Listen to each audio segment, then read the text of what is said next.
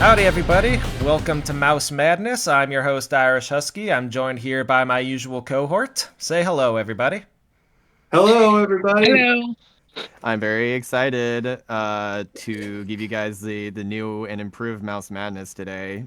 We've Yep. come a long way. Yep, Many it's a years big one ago. for it. And even 64 films, higher voter turnout. And while a lot of the early rounds did play out about how you'd expect, there were a few surprises even I didn't see coming.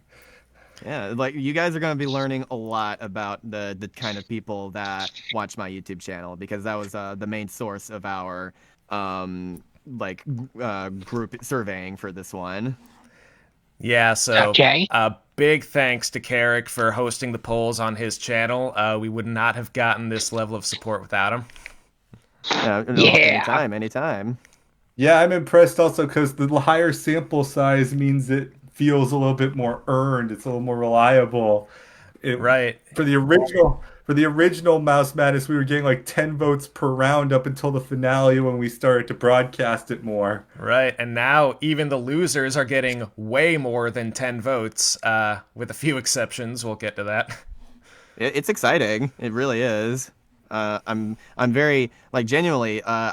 Super big shout out to my audience for being good sports about it because it's not the type of thing I normally post, but they were so down for the idea, and Yeah.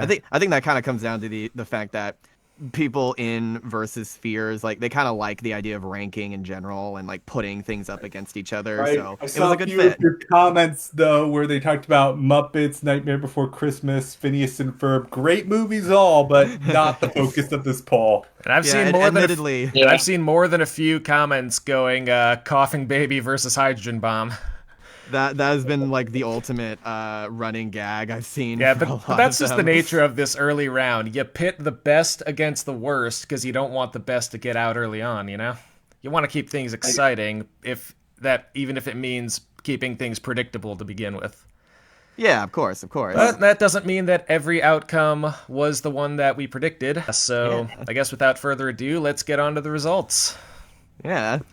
By the way, fun fact: hydrogen bomb versus coughing baby as an actual idea is a lot closer than some might think because if the bomb explodes to kill the baby technically wins by surviving longer than the bomb because the bomb blew itself up. Ah, Anyway, right. please continue. all right. So let's get started with the Class A matchups. Starting with our very first poll, we had the number 1 seed Lion King against the number 16 seed Home on the Range. And this matchup proves once and for all that lions are stronger than cows. That was my. something that needed proving, right? Oh yeah. Yeah. Anyway, Lion King wins with 93% of the vote. And yet it somehow wasn't the biggest stomp out of everything. Right. Yeah. I will say, even though I think Home on the Range is very overhated, I enjoy the movie fine. There's really no contest with the Lion King for me. Yeah. I mean, it is The Lion King. It's probably the most significant American animated film, so. Let's not pretend that this was going to turn out any other way. Yeah, in terms of Right. iconography, it's certainly way up there. But Yeah. I would be lying if I said that I don't have a nostalgic attachment to Home on the Range, particularly the DVD that we owned. A cool gimmick it had was that every time you opened up the menu, it would play a different animated short every time. Right, yeah. Huh. And Oh, wow. And Yeah, there was that it- little Dr. Fairy Tale in the end where they talked about the three pigs, and it was animated sort of like the South Park 2D style. yeah, it was exactly that sort of style that they went for, and that fairy tale one, I thought that was the funniest crap in the world as a little kid, especially just everything that the horse was talking about, and he's hey, why don't you include me in the story? And the Judi Dench count's all right, fine. There this cool horse showed up. He had sunglasses, and he got eaten by the big bad wolf. What? No, I just love how all the big names returned for that short. And also, my favorite part was the one where the chicken, played by Sal Harris, interrupted the big bad wolf saying, "Is this the story with all the huffing and the puffing and the blowing the house down?" I don't know. I think it says a lot that the most praise we have for the movie is something that isn't actually in the movie. I mean, at least we got something good out of it. For real. Right, Like yeah. I think at the end of the day, that's what's most important. Yeah. But 8-9. All right. Our next poll was the number 8 seed Raya and the Last Dragon against the number 9 seed Sleeping Beauty. Prince Philip slayed one dragon, and now he can lay claim to another. Sleeping Beauty wins with 91%. This is like the only time I feel like voting for Sleeping Beauty. Yeah, Dang. Sleeping Beauty, as far as the classic Disney princesses go, is probably my least favorite, but it still blows Raya out of the water. Yeah. Yeah, well, I mean that just goes to show. But like, I'll be honest, I still love Sleeping Beauty. It is by far one of my favorite art styles Disney's ever done. And I really, really wish that they would like they've been talking about like a return to hand-drawn animation. I really would love to see them like tackle a gothic imagery again like Yeah, that that's right. because Oh, did you know Chuck Jones was a guest animator on this? Oh, really? Yes, Oh, yes, he was. nice. Yeah, he technically broke contract with Warner Brothers to do it. That's funny. Yeah, and Don Bluth and Floyd Norman also did some work on this movie too. On the subject of Sleeping Beauty, I got a question for you guys. Which Disney sidekicks would you see as parental figures? Because the Good Fairies are someone I pick. I'd say Jiminy Cricket would be a good one. Timon and Pumbaa, like those kind of characters, I think would be good parental figures in a way. I'd have to think about that, like going Yeah, right, through but the all three of good them. fairies, the 3 good fairies are pretty good. They are the best part of this movie. I do consider them the main characters of the show. if Yeah, I'm being pretty much. honest. Which is why I will never forgive the Maleficent remake for butchering them as much as it did. Yeah, and making them a villain secretly, that was like was- the cardinal sin. Really lame. And Yeah, for like, Maleficent, I just don't get why they took a character whose name literally means evil and said, "Oh, she's secretly the good guy." it's because they It's wanted stupid. to cash in on Wicked's popularity. It's funny because like there's a parody that they did with Jafar called Twisted, and that was much better, and that was a parody. I that just actually- want to turn puppies into coats. What the hell is Why wrong would with you you? do that? That contributed to the bit. That was funny. Mm-hmm. Yeah. Well, I don't even think Maleficent was in that number too. Like that's how No. evil she is, or was she? Yeah. I'd have to look it up real quick. That's what the word Maleficent means. Yeah, definitely the best parts of that movie. Offers way more than Raya ever could. Not surprised by this Right. outcome. Right. All right. Right, good animation and music wasted on a film with black characters and a problematic message. All right, let's move on. We've got the number 5 seed, Many Adventures of Winnie the Pooh, against the number 12 seed, Brother Bear, Battle of the Bears. They say you yeah, can that worked catch out more perfectly. flies with honey than vinegar, and apparently you can get more votes with honey than whatever Kenai eats. Winnie the Pooh Yes. gets 83% of the vote. I'm very happy that Winnie is going to be continuing in the tournament in some way because Yeah, Winnie the Pooh, it's pretty interesting. It's not one a lot of people have seen, but those who saw it absolutely loved it. I think it's still the only movie in this poll without a formal Metacritic score. I think they recently added it. Oh, It- nice. that movie means like the world to me. It was Yeah, it's such nostalgic. a It's like the first Disney movie you see as a baby. It was And definitely like- one. It was definitely one of mine. It's that and Toy Story were the VHSs I watched to death as a kid. it's just It's something like- about the vibe of the 100 acre wood because it's like there's no way the kids are going to be scared by it at all but like it's just The so hell up, the chill that rules a parents are little going to weird, enjoy it but they're too. funny, Mhm. but they're at least And funny. also, it was like it was possibly one of the last things that Walt Disney ever worked on, particularly the Blustery Day segment, because I heard that one of the last things he did was cast the voice of Piglet, John Fiedler. Oh, Excellent nice. casting decision, by the Yeah, way. it was also the last Academy Award that went to him. Aw. And I guess as far as Brother Bear goes, it started At least out they got way his- stronger than it ended. At least they got Estelle know- Harris as a bear again. the big thing that I do like about this movie is Denahi. Like, I think he is a great character. He's not a villain, but he is antagonistic in some way. But you get where he's coming from, and you understand his motivation. Yeah, I get that. He is one of the more complex Disney characters. I feel like it had something going for it, but it kind of lost steam around the middle. And of course, playing a song over what should be the big twist might be a deal breaker. Yeah, that I don't know. that wasn't the greatest choice. Look, Joaquin Phoenix, like, this is one of the only times he's ever voice acted in his career. So it's like, I want to hear him giving that heartbreaking speech to him, man. Like, he would have done such a good job. The speech itself is on the DVD extra in a deleted scene, but I'm like, this was necessary. Why cut it? Man. And also, Shout out Phil Collins. Yeah, and also the sequel, he's replaced by Patrick Dempsey, who sounds nothing like him. It's very. Oh yeah, they did a sequel to that one. Yeah.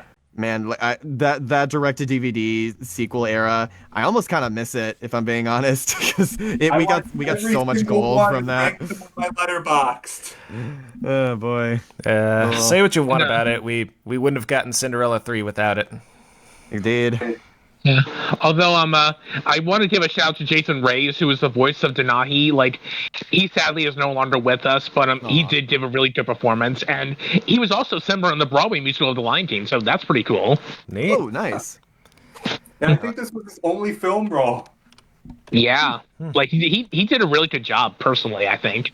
I do think we should give a shout out to that recent Polar Bear animated short that got posted. Well, yeah, it looks like Brother Bear in style. Like, if you put that Polar Bear in the movie, it would be seamless. Let me. What's it called? A Snow Bear. It's a hand-drawn short film by Aaron Blaze, and it looks exactly like Brother Bear. And it's 11 minutes long, and it has over 3 million views right now. So definitely check that out. It's a great return to form for classic. I haven't seen that one. I'll have to look at it. I know that name, Aaron Blaze. I'll have to check that out too. I think he was an old school Disney animator. Yeah, I think he was. Yes, he was on Brother Bear and also Lion King, Beauty and the Beast, and Aladdin. Yeah, nice. All right, next up, we've got the number 4 seed Little Mermaid against the number 13 seed Frozen 2. I guess Frozen 2 was too cold to connect with the voters because the Little Mermaid got 94%. There you go. The Battle of Hans Christian Andersen. Oh man! True. Oh yeah, you're right. I didn't think about that. Yeah. Oh, Hans. The classic wins out yet again. As you can see, this is the type of audience I have. A lot of people are like, man, I remember back in the day, like that was when real movies came out, you know. Right, a lot of people, and remember, people of my generation are from the Disney Renaissance, so those are our movies. Exactly. Yeah, Little Mermaid is still one of my top 5. Frozen 2 is my go-to example of how bigger does not always equal better. I feel like Frozen 2 is the highest grossing movie nobody talks about. Like, people just totally lose it in the shuffle. Even Avatar is still regarded in some ways, at least as the benchmark for all other records. Right. Frozen 2 just poof. To me, Frozen 2 is the ultimate. This is the movie of all time. Like, I honestly, like, I don't have like that many negatives to say about it or positives. It is the ultimate it exists movie ever, and it left basically no impression on me when I first saw it. So basically, it's the whole reason that the term mid exists. Yeah, pretty much. The only thing I do remember is that Dipper is in the movie. I was like, hi Dipper, what are you doing here? Oh, really? Yeah, he played the dear friend that Kristoff made in the new village. That they're both obsessed with deer. Oh yeah. I was like, man, these guys have better chemistry than Kristoff and An. Yeah, as for me, like, I like Frozen 2 personally, but like, it does come so Little Mermaid easily gets my vote here. Mm-hmm. Yeah. It was the film that saved the company. Let's be real. Yep. Little Mermaid is, I think, one of the movies that inspired me to love animation. It was something I saw at a formative age and connected to, so yeah. And it's also the one that my go-to example for people who are like, who's James Baxter? And I'm like, you know how endearing Ariel's facial expressions were, especially when she grew legs for the first time. That's the man you have to thank for that. Like that's the legend. Mhm. Right. I'm James Baxter. Yeah, either James Baxter or Glenn Keane is considered the 10th old man. Yeah. James Baxter. Yeah. Well, I'm sure we'll have plenty of opportunities to glaze Little Mermaid even further. Oh yeah. But let us move on. We've got the number 3 seed Mulan against the number 14 seed Dinosaur. And the dinosaurs have once again gone extinct because Mulan got 93%. Funny you should post this because this is the day Dinoland USA got closed at Animal Kingdom. Really? Oh boy. Ouch. Yeah. Oh, man. I like, why do you do that? Kids love dinosaurs. It should have been a slam dunk. Just tweak the theming a little. It's just so ugly. It's one of the ugliest CG, like big budget CG films I've ever seen. Like, Remember, this is the one that technically shouldn't count because it wasn't animated in-house.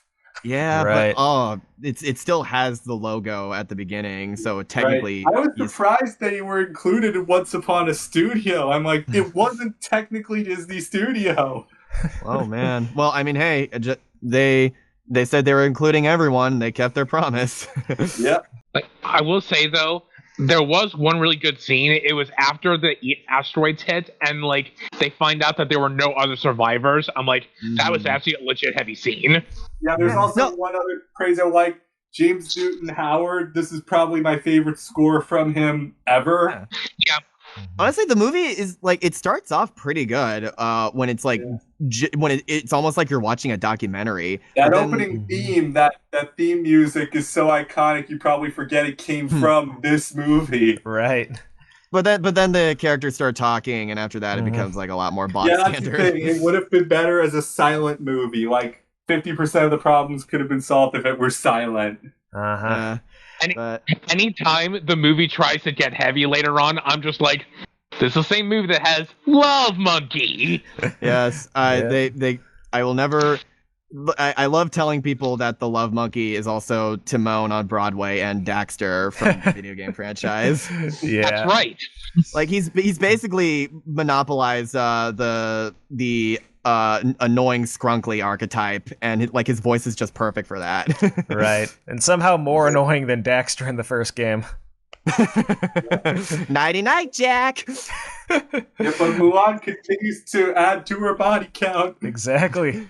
Yeah, Mulan is she was the movie worth fighting for with this matchup. Yes. Right. Yeah, the movie worth fighting. Oh God! Oh dinosaurs God, dead. they're all dead. What have we done? Why did we do this? This is awful. Oh God. I have so much more to say about Mulan. I'm so glad it's moving on. Me too. Yeah, unfortunately, we'll have more opportunities to discuss it. Probably ample. Remember, Mulan came within a buzzer beater of the Final Four last time. Yeah, that's right. Didn't it lose to Emperor's New Groove too? On a Man, tiebreaker, yeah. that's wild. Yeah, it came close. I Yeah. don't think we're gonna have to worry about Like we got tiebreakers those this last two time. votes in at the buzzer.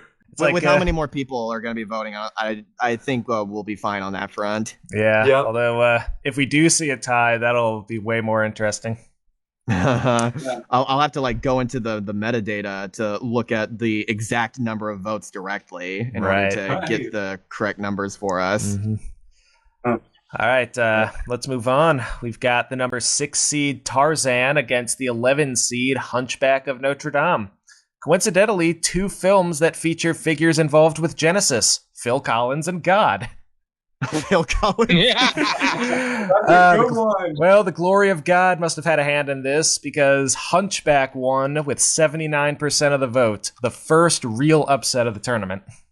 Man. Well, only by Man. seeding, I'd say this is pretty even, and these two movies are pretty much. I'd say of all the first round matchups, this one's the most apples to apples in terms of comparing them.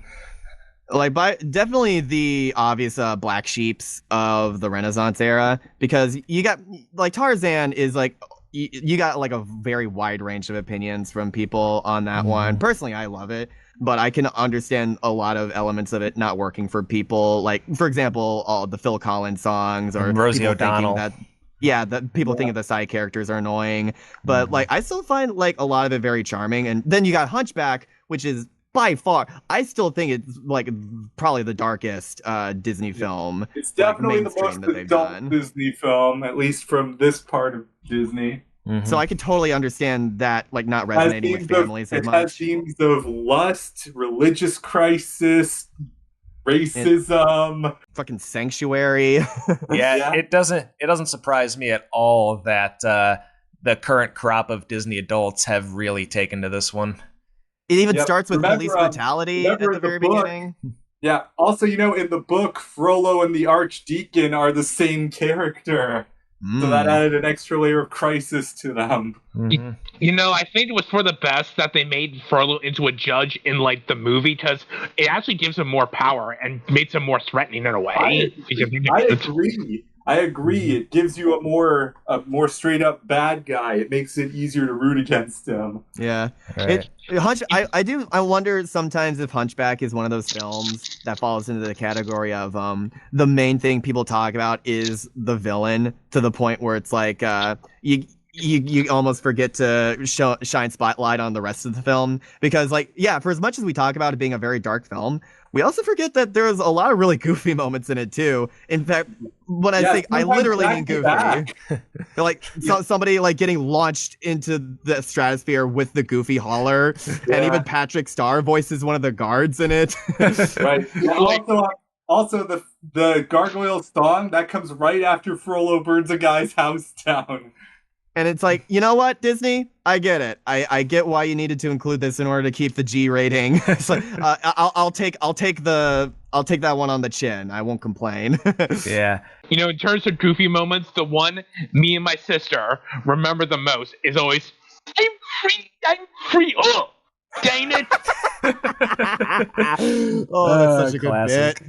People forget how funny Hunchback is, honestly. Like because it's like we're so like it's kind of like Silence of the Lambs, where people are so focused on like talking about the villain, and like, yes, the villain's done very well, but like, oh my god, like you forget like how charming it is. Like Quasimodo is such like an easily likable protagonist as well, and then you got all this stuff with Phoebes. I mean, shit, he's voiced by Kevin Kline. Of course, he's like one of the most charming dudes that you'll ever meet. Can get in the way, but they do have their moments. So yeah, I love Tarzan, but I do think Hunchback was the right call. Yeah, So same I'm here. proud of my audience for that one. Yeah, I do see why the audience voted for Hunchback, but honestly, Tarzan's like a top 3. It's one of the few I'd put above Little Mermaid. Aw.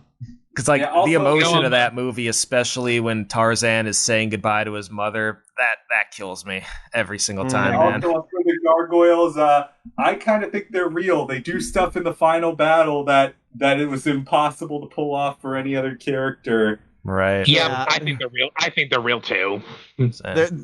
Like they try to make it somewhat ambiguous before that, but then like I think they kind of forgot that rule. Like for the final battle, it's like, screw it, let's just have fun with it.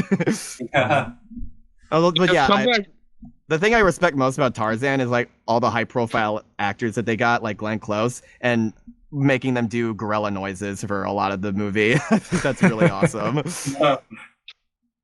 Something I really like about Tarzan, particularly in the climax, is that when Tarzan refuses to shoot Clayton, when Clayton tries to strike back, Tarzan tries to stop him from accidentally killing himself, which I think is a really noble thing.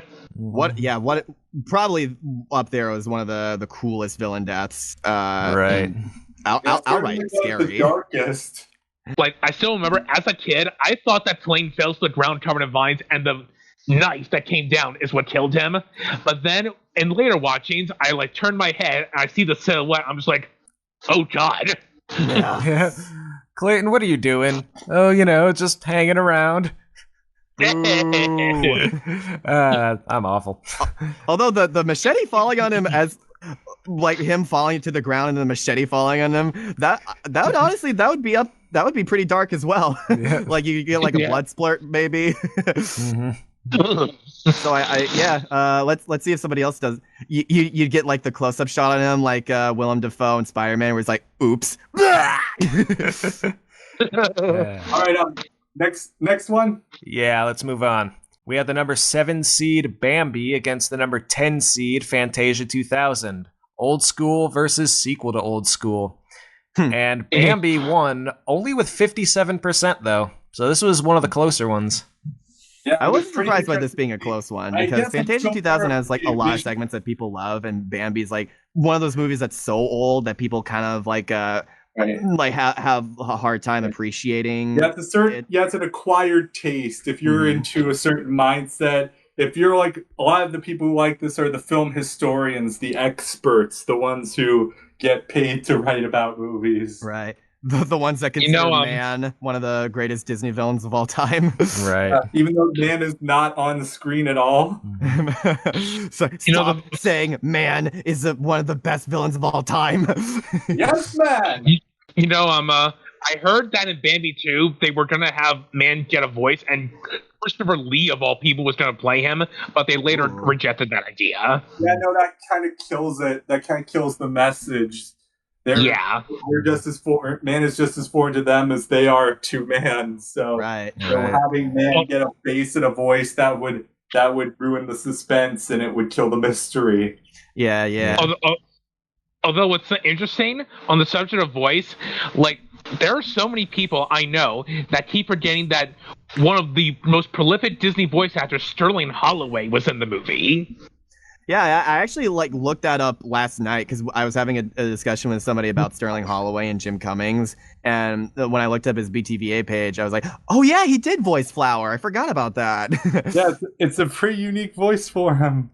And like that was kind of the start of a very long-lasting collaboration between studio and actor. Well, he was in Dumbo before that, but it was basically around the same time. The early stages, I should say. Mm-hmm. Yeah.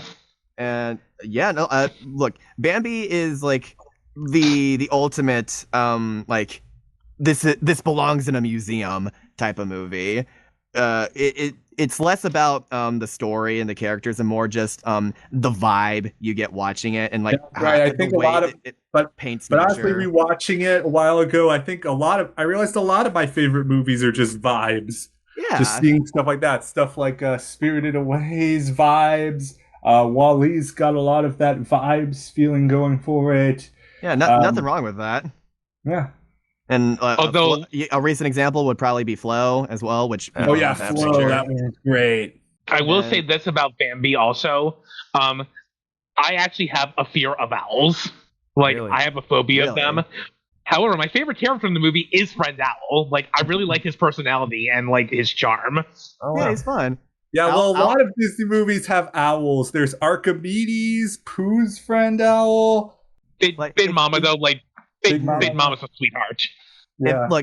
If you watch like any owl compilations online, you begin to realize that owls really are just flying cats at the end of the day with the way they act indoors.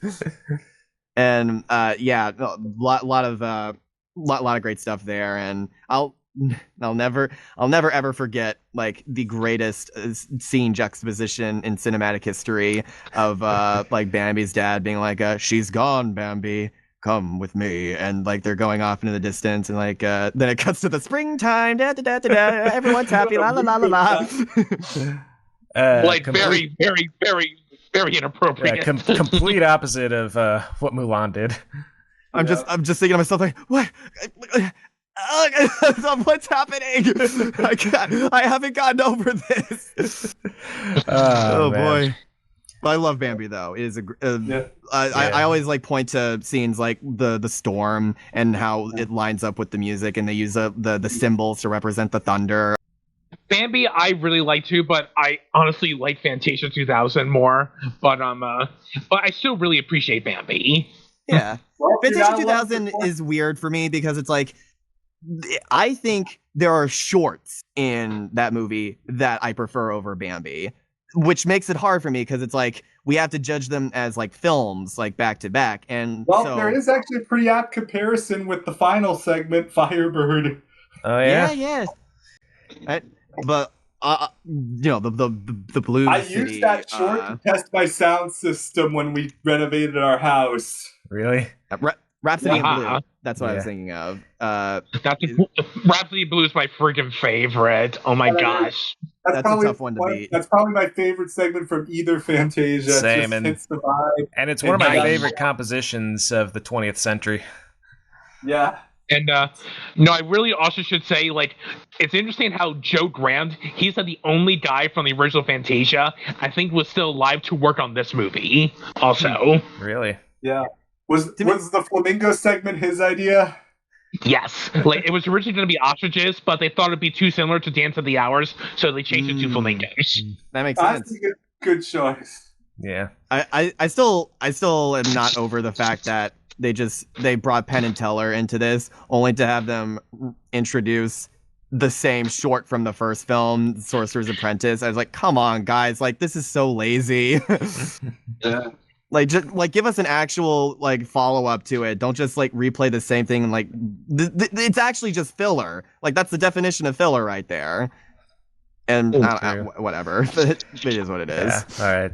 It was cool hearing Mickey Mouse interact with the live action people. Yeah, they animated him a little better this time. And you actually see his face. So it's interesting.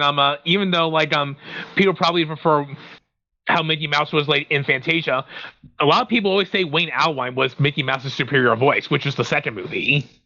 Yeah. I mean, like rest in peace to the goat. He's the voice I hear in my head when I picture Mickey. He's by far one of the best successors of for like an iconic character there is. Like same goes for Tony Anselmo. Mm-hmm. Yeah. All right. Shall we move on? Yes. Sounds good to me. All right, closing out Class A, we've got the number 2 seed, Big Hero 6, against the number 15 seed, Make Mine Music, the only film in the canon not on Disney Plus, which probably contributed to its loss because Big Hero 6 got 92%. God, I just that is just so unfair. You surprised me because that's like the black sheep of the Disney revival. And hey, Big Hero 6 is one of those movies where people remember the sticking thumb problem of it a lot more than the rest of the film because it's a genuinely good film. Like it's got like a sweet message about loss and coping with that, and Baymax is a very charming character. I especially love the miniseries that Baymax got a few years ago where he's just helping out random people. Yeah, that was good. That was so cute. That. Yeah. So also, he's just I love Baymax. Stan Lee cameo, don't forget. Yeah. Oh man, oh boy, Stan Lee. Rest in peace. Yes. Even though he died in 2018, he was due to retire after Endgame anyway. So yeah, Endgame was always going to be his last cameo. I feel so bad for the way he was treated in later years. I truly hope he's in peace right now. Yes, but he had a pretty good one here. Are we getting a sequel to Big Hero 6? Have they ever talked about the possibility of that? There was a TV show. And is that it? I think that was the extent of it, though, right? Yeah. Oh well. So if I have to be honest, Anne Cass, even though she has limited screen time, she's honestly my favorite Maya Rudolph role, voice role, honestly. I can see that. Yeah, did you see Maya Rudolph on the Muppet Show the other night? I really gotta see that. I was on point. My schedule's been a little bit busy, but hopefully I can see it this week. Like you're saying, he is the guest star, but Maya Rudolph steals the show. The only reason I'm waiting to watch it is because I want to watch it with my mom when I visit her again in town, and we're both obsessed with the Muppets, so I really want to share that experience with her. Yeah. That's nice. That's cool.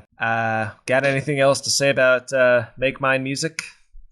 No, I don't even remember what happened in that movie. I just remember Peter and the Wolf. Make My Music versus Melody Time. It basically just comes down to which shorts you prefer, and we'll get to Melody Time. But this one, Casey and Matt, Peter the Wolf, and Willie. Those are the three that people will remember. Yeah, Peter and the Wolf. I remember seeing a trailer of it when I was a little kid. It was just it was just the announcer, and we heard the music playing. I got to see the Disney version, the short of it, in school, and I remember being very excited when I heard Sterling Holloway's voice because as a kid, Because, like, I knew who that was because I saw a documentary of the Jungle Book when I was a kid that talked about him. And when I heard his voice, I'm like, oh, it's that guy. I'm like, oh, this is really cool. Yeah, it is. It's really nice. He has the perfect voice for it. This piece is basically Baby's first introduction to the orchestra. So Yeah. Yeah. they have That's a to great way have to look at it. the nice guy to introduce it. Probably makes sense that the first time I saw it was in a music class in middle school. I also like people say like but it's Kitty, the duck doesn't die. I'm like, I don't care. It's Disney. Like, I don't think they'd be allowed to kill the duck. Right. They really pulled the wool over our eyes on that one. Yeah, here's the thing. Between Bambi and Lion King, those two movies had the big impactful deaths, and they just didn't have the heart to kill off another character for a long time between that. Yeah, like another one get to. Well, wait. Yeah, I'll talk about another one later. It sounds a lot like what happened with the Transformers movie when they killed Optimus Prime, and then about a year later they did the G.I. Joe movie, and it seemed like they were gonna kill Joe, and like it looked like he got killed, like there was like blood everywhere, he got stabbed through the heart, but then they threw in one line at the very end where they're like, guys, we just got a report from the hospital, Joe's gonna make a full recovery, yay! I'm like, wait, really? What? Yeah, they. Right. Yeah, That motherfucker was dead. I just heard them throwing the line, he's gone into a coma. And it was just like we heard nobody say it. It really did feel like a last minute addition. Yeah, because I could tell that they definitely did want to actually kill him off, but the backlash to Optimus was so great. They're like, okay, we can't do this again. Hasbro is gonna like have our heads. That's a So- shame. Oh wow. Yep. But yeah, that does it for Class A. Yep. All right. All right. Let's move on to the Class B matchups with the 1 seed Zootopia against the 16 seed Chicken Little. Two films featuring societies of walking, talking animals. So it should come as no surprise that Zootopia won, but it might surprise you that it only got 89%. Chicken Little has gotten a bit of a resurgence lately. I know. I mean, just looking at the total numbers after I tallied it, I think this was the poll that got the most votes, which means Chicken Little got at least like 54 votes. 54 There was people. a reanimated collab recently, so Yeah, 54 people chose Chicken Little, so I think that does show the tides are kind of turning in its favor. yeah, it was a collab that I seriously considered participating in, but didn't have the time to commit. Oh, yeah. No, I definitely give a lot of credit to YouTube poop culture. I'll never forget when somebody did a real-time YouTube poop of the scene where the pig character is like is like freaking out and busting up the soda dispensing machine. That's my favorite scene. Love in the that whole scene, by the movie. way. And the Yeah. guy, he did a real-time YouTube poop of it by just like dragging the timeline of the video and going like back and forth, like it played out exactly like how a YouTube poop would be edited, except he just did it by dragging the timeline. The problem with the movie is not Buck. That's the kind of the arc of the whole movie. It's about him realizing his flaws. No, the problem with this movie is the level of cruelty directed at a character who is supposed to be a child. Yeah, Right. and also sounds like one of the characters from Scrubs. And Yeah, so it's Right, yeah. I think the fact that it was voiced by an adult, I think might have given Disney the idea to go a little bit crueler. Like, if you heard an actual little kid's voice coming out of that, or like a teenager, I think it would have gone down even worse. Yeah. See, So yeah, I'm glad you live brought that up because movie- that's pretty much the same theory I have going for Bowser Jr. in the Mario movie coming out soon. Like, I think they made him sound older so that people would be more okay with Mario punching him in the face. Yeah, it was. Yeah, I it was. just saw you tweet that. I agree. Yeah, Thank you. so yeah, live it just felt really cruel, and it meant there was barely anyone to root for in the whole movie, and that's what goes for it. Chicken Yeah. Little is supposed to be between the ages of 11 and 14. Kids like that make mistakes all the time. We shouldn't put him down for that. Right. Yeah, I'm gonna be real. Chicken Little to me isn't just bad for Disney; it's just really bad in general. I consider it the worst of the movies, in my opinion. It's not as ugly as Dinosaur, but it is still like kind of, you could tell it was one of their first CG films. Like it was they their needed to first experiment a in-house. little bit. It was during the time when Disney and Pixar had a falling out, so they're like, we could do that too. Well, didn't really work. Eventually, they got it right the next year at least, but with that one, they tried to do sort of the squash and stretch and translate that sort of cartoonish CGI style, which would become perfected in later years. Mm-hmm. Right. And what's crazy about Chicken Little is I saw a pitch for it about how there was someone freaking out and how they had to be paranoid about aliens, and it was a girl, Chicken Little. I was like, we were robbed. This was the better movie. Did you guys see that one delete? I saw this recently. That one deleted scene of Buck like having like he's like the mayor is having a conversation with him like right after the town told off Chicken Little for like lying about the alien saucer. Yeah, I have. Yeah, it's like, oh man, like first off, like one of Don Knotts like last film roles, so like rest in peace. But like, man, that would have been such a good thing to include in the final film. Like it would have been it would have been like the perfect like talk for like Buck to have to like get him to slowly like change his mind and stuff like that it really needed that, and it was such a blatant thing to not include. So man, I hate when deleted scenes are that good. Like, why did you delete them? But don't you know they want to have this line in? Darth Vader's Luke's father. Yeah, that's another thing. At least we got Adam West. Yeah, I wanted this movie to be funnier than it was, because you just tighten up the jokes, and I think you could have overlooked some of the cruelty. Like, it had potential. Like, if the writing was as sharp as Emperor's New Groove or something, then like it could have at least been a funny film. But same like director actually. But it's not even that. So it feels just like a slog, unfortunately. So I apparently heard that Mark Dindal, this wasn't the type of movie he wanted to make. So that makes sense. That's a shame. Sam, well, at least he got better. At least he and David Reynolds got better with Garfield. Oh no! Wait, the Bill Murray one or the Chris Pratt one? Chris Pratt. I haven't seen it all the way through. No spoilers. Okay. My lips. No spoilers for the Garfield movie. Gotcha. My lips are sealed. Yeah. So obviously Zootopia won this one. We'll have more to say on that in the next round. But let's move on to by far the closest matchup: the 8 seed Winnie the Pooh 2011 and the 9 seed Fox and the Hound. The same matchup as the original Mouse Madness, but much closer and with a little bit higher stakes. Right. So with 53% of the vote, it went to Fox and the Hound. You know, there is one thing I will say about Fox and the Hound, and I still stand by this. I don't care if people are mad at me. I'm glad Chief didn't die. Okay. I like how that's a fun hot take. Like, guys, my hot take: I'm glad this guy's alive. I'm glad he didn't die. I know everyone wanted him to die. I think he should have been alive. Sorry for being controversial about that. Art to kill off their non-evil characters.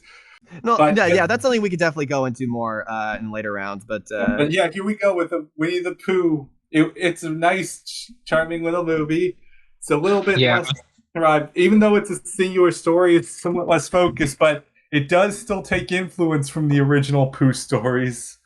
It is so jarring to hear Tom Kenny in a Disney film again, because it's like he had that one teacher role in Meet the Robinsons that was smaller, but like hearing him as Rabbit was just like so like, wow, like this is nuts that they got Tom Kenny in this. Like this is taking a bit for me to get used to. Yeah, that was almost distracting. But like, I mean, hey, you did a good job. Was it Brad Garrett as Eeyore in this one? I think Lucky. Yeah. Oh, but Lucky, he's seamless. It's like perfect casting choice for Eeyore. I think Brad Garrett was Eeyore and Christopher Robin. Yes, that's true. Yeah, he also voiced him in a 1995 storybook CD game. It's quite nice. It's a 64-minute. It kind of feels like Disney didn't have faith in this one because they made it shorter. They pushed it out around the same time as the last Harry Potter movie. They did basically no advertising. I am so sick of them doing that crap, man. Like the same Apparently thing with Europe Treasure doesn't Planet. Apparently, Europe doesn't even count this one as canon. Really?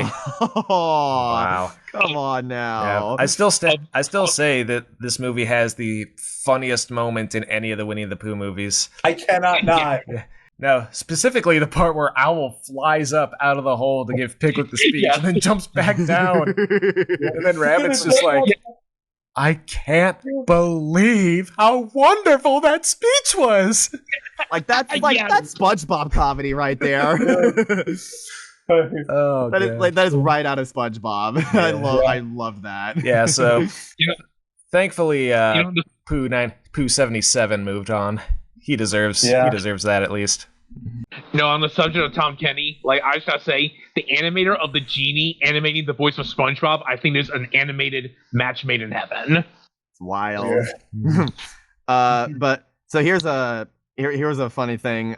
So my mom and I like binge like a bunch of Winnie the Pooh content a while ago. And do you guys know who voiced Kanga in this movie? Oh. Yes, it was Kristen Anderson Lopez, who was one of the songwriters. Yeah, Oh, for yeah. Frozen. Yeah, And she's the wife of Robin Lopez, the composer of Frozen, and the first double EGOT winner. yeah, my Wow. mom hated the way Kanga sounded in the movie. She's like, this sounds nothing like Kanga. I don't like this. I think Jodie Benson could have done a good Kanga Personally. They Yeah, should she they should have just got Kat Sussy. Like she was great in the Tigger movie. Yeah, she was. Oh well. I guess like they just had a good relationship with Kristen at the time. They're like, hey, you want to voice in this movie? And she's like, yeah, okay, Right, sure. and she's like, I'm married to the songwriter, so yeah, I'll go. Why not? Although if I were to pick a new voice for Owl, like Craig Ferguson did a good job, but if I were to pick a voice, it was strange enough to be Bill Hader. Like I think Bill Hader could do an interesting job as Owl. Oh. Has he done a similar voice before?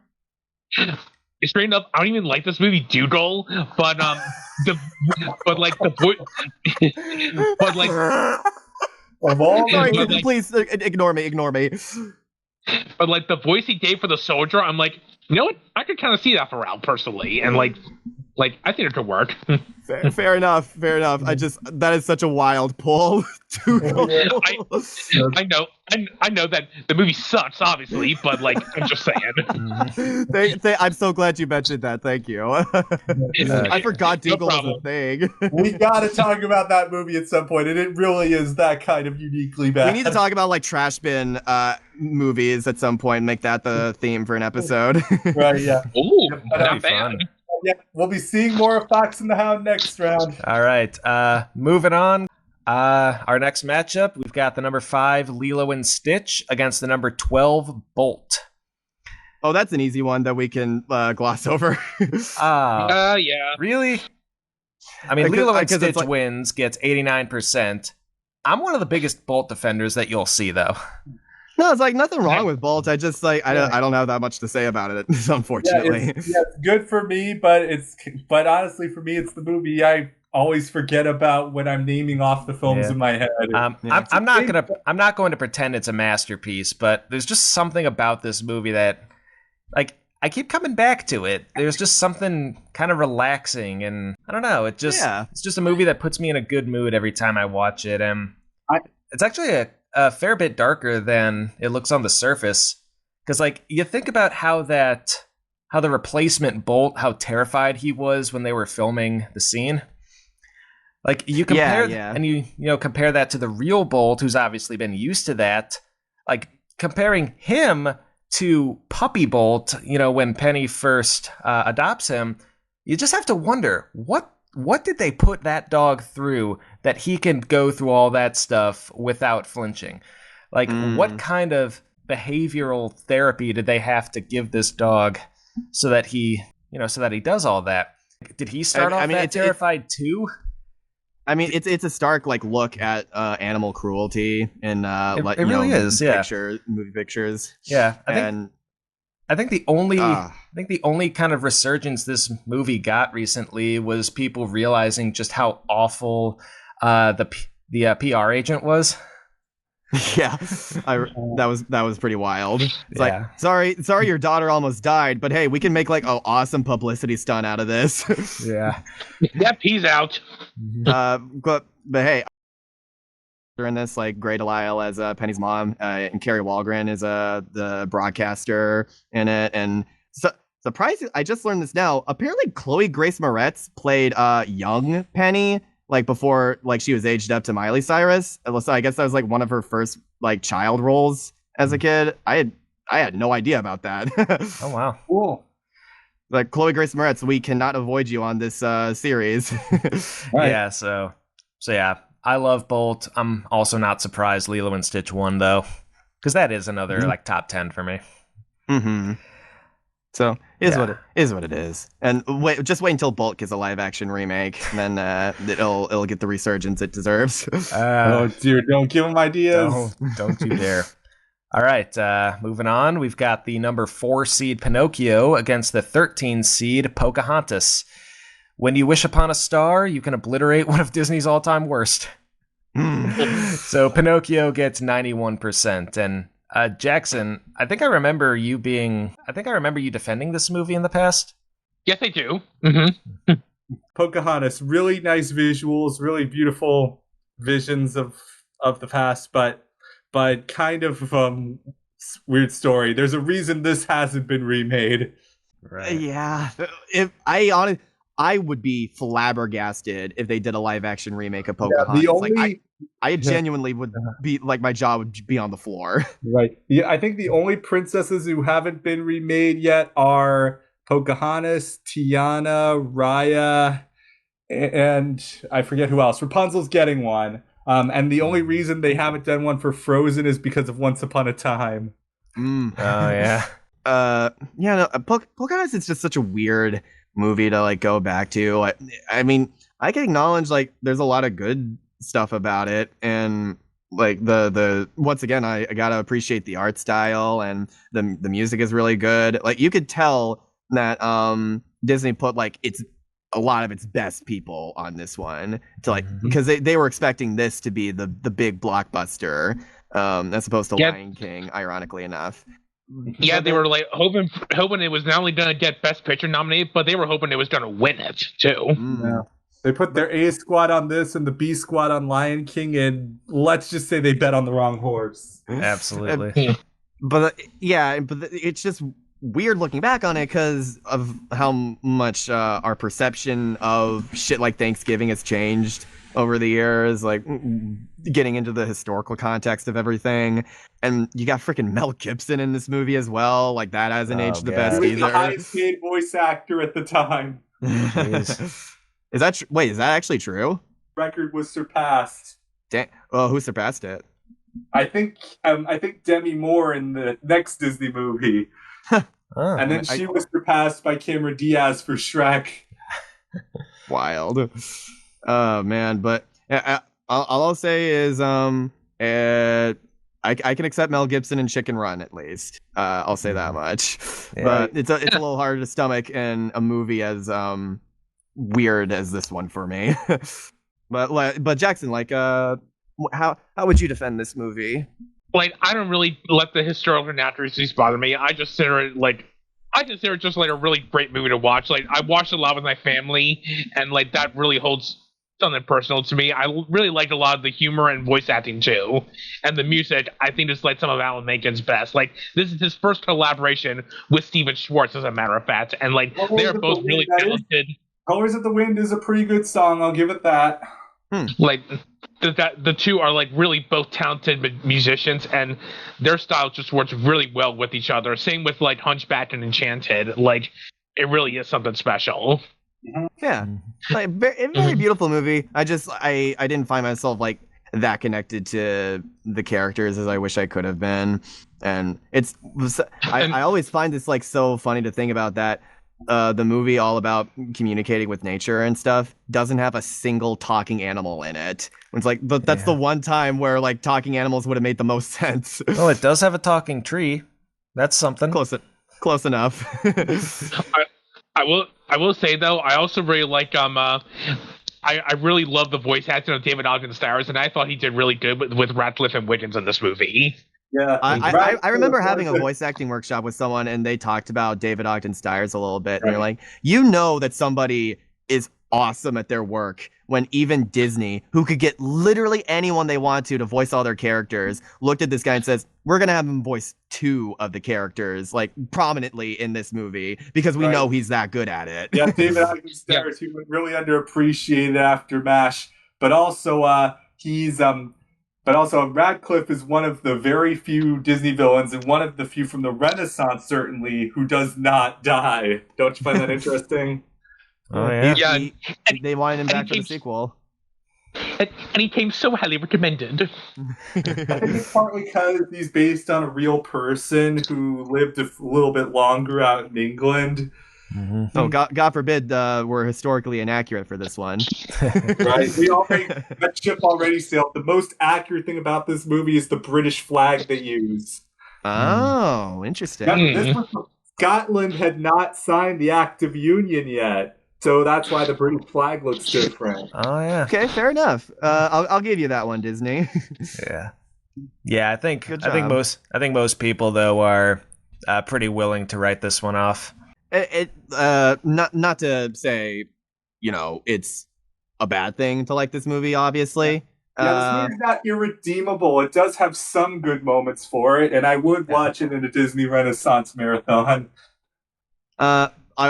Although I think my favorite aspect about Pocahontas as a character is that most times she's in some other medium or like a crossover. A good example being Wreck-It Ralph 2. Her hair is in a perpetual state of blowing in the wind, even if she's that's pretty clever. I like that as a visual gag. Yeah. I love that touch too. That's the same as like Mickey Mouse. Like his ears always have to like be showing up in like the threes dots position to keep that iconic even symbol. when you look at from the side, Mickey's ears always appear round. I love stuff like that. All right, shall we move on? Sounds good. Yep. All right. We've got the 3 seed Moana against the 14 seed Three Caballeros. And 3 Caballeros, what can I say except you're losers? Yeah, Moana gets 88%. 88%. That's pretty good. Birds of a feather flop together. I actually came to appreciate it a little more on rewatch. It's why I have a thought. CGI films, like visually, it's spellbinding. No movie does water better than Moana. True. Right. I will say though, I have a huge soft spot for the 3 Caballeros, like as characters, especially. Yeah. Like we gotta give it to Donald Duck. He is not only part of 1, but 2 classic Disney trios, like Mickey, Donald, and Goofy, and him basically with Jose and Panchito. Right. Yeah, I mean that shiz is impressive. Yeah, I will say I appreciate them as characters, but the way they're used in the movie is just loud. Yeah. Really loud. Yeah, I get what you mean. I watched them on the House of Mouse. That House of Mouse episode really shows how they can get together and how Donald's with friends who let him be himself. Mm-hmm. Right. Yeah, and like I will say, like the TV show they're in, like Legend of the Cowboys show, I always found that just okay, but I loved their little comeback in the DuckTales reboot. I thought that was really cool. Yeah, they had to change the lyric though. They have to say, "We're 3 caballeros." Yes, 3 caballeros. Lame. No, you gotta own it. If you put that in there, you gotta own it. How dare you? Caballeros. Let Panchito be gay, damn it.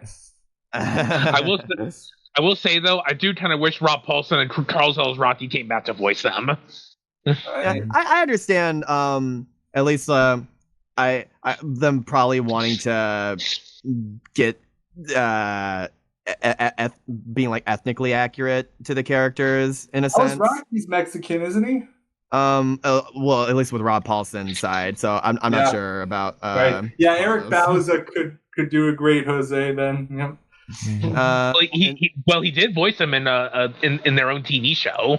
Yeah. But yeah, then they got completely different people for the DuckTales reboot. And I was like, they sound way too normal here. Right. And I guess the final word is the Three Caballeros have gone on to be much bigger than their debut movie, and I think that's the way it should be. Mhm. Right.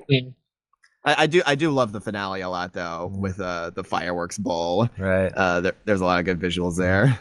Right, yeah. All right, moving on. We've got the number 6 seed Hercules against the 11 seed Ralph Breaks the Internet. And Do we honestly, use our dad? 11 seed seems kind of high for this movie. Anyway, last Hercules time it got was 9. 96%. All right. Yeah. Last time Ralph Breaks the Internet was 9. Really? Yeah. Oh man, I didn't even remember that. But yeah, I still think 11 is pretty high considering the people who hate this movie. Yeah, they put it at or near the bottom. But then I've seen other people who do somewhat enjoy it. Personally, I think it's a mixed bag. Had a decent setup, a decent idea for exploring the internet, but it kind of fell apart by the second half. They had to have Ralph be forced to act out of character to defend it. Also, it really feels its length. It's second only to Fantasia as the longest Disney movie, if you can believe it. Yeah, it felt like it. I think the best way to put it, the first Wreck-It Ralph is going to age beautifully because video games, like the video games they chose, have all like stood the test of time. Right, and sticks its homage to retro games that already have been around a while. Exactly. So the references aren't lost. Mm-hmm. But with Ralph Breaks the Internet, having so many things like goats screaming and B-movie jokes, unboxing videos, like that, people are not going to get any of that shit 10 years from now. Yeah, much of that stuff, like the goat videos, that was already dated when the movie came out. Flossing. It does still have one of the funniest scenes to me, where Ralph accidentally walks into the comment section room, and it's like, Ralph is a loser. Oh, it's like it's meant to be like this really sad scene. It's like, oh, all the comments are like making fun of Ralph as if he was a real person. Oh, he's a loser? Come on, that's pretty tame. I've gotten worse comments than that on my videos. Yeah, show us the real hatred, Disney. Like, don't be cowards. Yeah, and just for the first like official Disney sequel in many decades, it definitely didn't live up to the first one in my opinion. I think the initial reception was lukewarm, and over time it's just gotten harsher and harsher. That is definitely the Phantom Menace effect, in my opinion, where it's like you're coping a little bit, you want it to be better than it actually is, but then when the hype dies down, you're like, oh man, this isn't very good, is it? Yeah, it's one of my easiest skips. I'm surprised it even got a sequel of all, like, because like the first Wreck-It Ralph film, like, it did decently. I don't even think it like, I didn't think it did like well enough to warrant a sequel outright, because it made about $500 million on a $165 million budget. Like, that's good, but it's like, it's not Frozen. But I mean, good, it won an Oscar, at least according to the Disney advertising. Oh, right. That trailer for the second one is funny because it's like, we want you to take us to like the craziest, like most awesome place you got. It's like, well, I only found one result, and it goes to like the Disney place, but like that's completely inaccurate to what actually happens in the movie. He doesn't say, y'all need to go to the Disney website. That was the one result I found. I love marketing that completely lies to you. Mm-hmm. I think do we have anything else to say about it? No, we're good. I still love it personally. More power to you, man. Well, thank you. Like, I don't want to change. I don't want to force change people's opinions, if that would be pathetic. But I'm just saying, I still love it, and I'm staying by it. All right then. All right, moving on. We've got the 7 seed Alice in Wonderland against the 10 seed The Great Mouse Detective. And let me give Alice some very good advice. Never go up against a cult classic unless you yourself are a cult classic. Because The Great Mouse Detective got 73%. So I was expecting a much closer match. Yeah, I was too. I mean, this is still decently close, but yeah, people have really come around on Great Mouse Detective. Yeah. That makes me so happy. I am so sad that this doesn't have a sequel. Right. We'll get there. We'll get there next week. Yeah, Yeah, but but Alice is pretty funny too. It has that sort of fun humor. It's got the vibes, and it is relatively close to the book. What helps in the favor is the book is episodic, so they can cut and paste all the encounters and do them in different orders. mhm.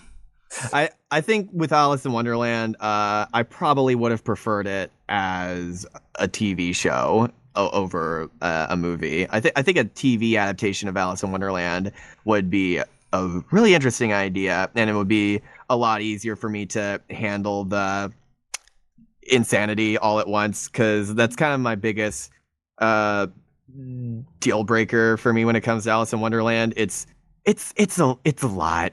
It's like when you're describing a friend who's like very hyperactive, and you're like warning your other friends when they're meeting them for the first time, just like, fair warning, this guy's a lot. Just so you know, just like be cool. Yeah. Just, like be patient with them. Yeah, personally, that adds to the charm for me because my favorite aspect of this movie is just how done Alice is with everything. Right? Yeah. Yeah, that's the thing. That's Alice is there because she's the straight man. She has to keep it somewhat grounded. Right. There's two big things I want to talk about Alice in Wonderland. It's in terms of Disney's voice acting regulars, like who they bring back for some of the movies, this is some of their best work in my opinion. People like Sterling Holloway, Verna Felton, they put in some of their best here. Like Yeah, J. O'Malley gets a 15-minute solo, pretty much. yeah, like Bill Thompson, he voices the White Rabbit and the Dodo. Like and like Sterling Holloway, like I can't see like the actual Sterling Holloway voicing the Cheshire Cat. Like I just keep hearing like he just gets so lost in the role as the Cheshire Cat. He just feels alive. Right, it's one of his more different roles too, considering Yeah. the type of character And, like, he plays. And I'm also impressed by character actors with distinct voices, but they still find ways to make it like disappear into the role. Cheshire Cat's a great example of that. Yeah. And the Queen of Hearts especially, she is a freaking riot. Like Verna Felton, like I still can't believe that the voice behind the fairy dumber, like a year later after Cinderella, is voicing the crazy and insane Queen of Hearts. Like that is just astounding to me. Like Verna's great. I'm glad that she's in so many of those old school Disney movies, man. yeah, and also, if people were to ask me what I think the saddest Disney song is, it would have to be "Very Good Advice."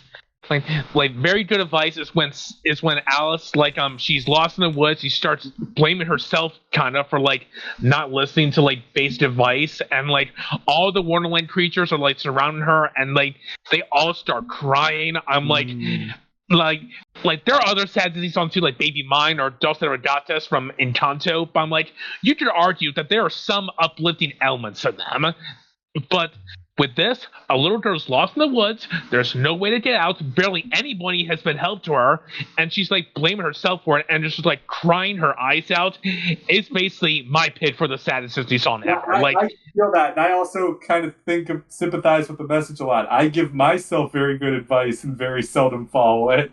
Yeah, it's things like clean your room, do your dishes first, don't sit around and just loaf about, do this, do that, and I always forget.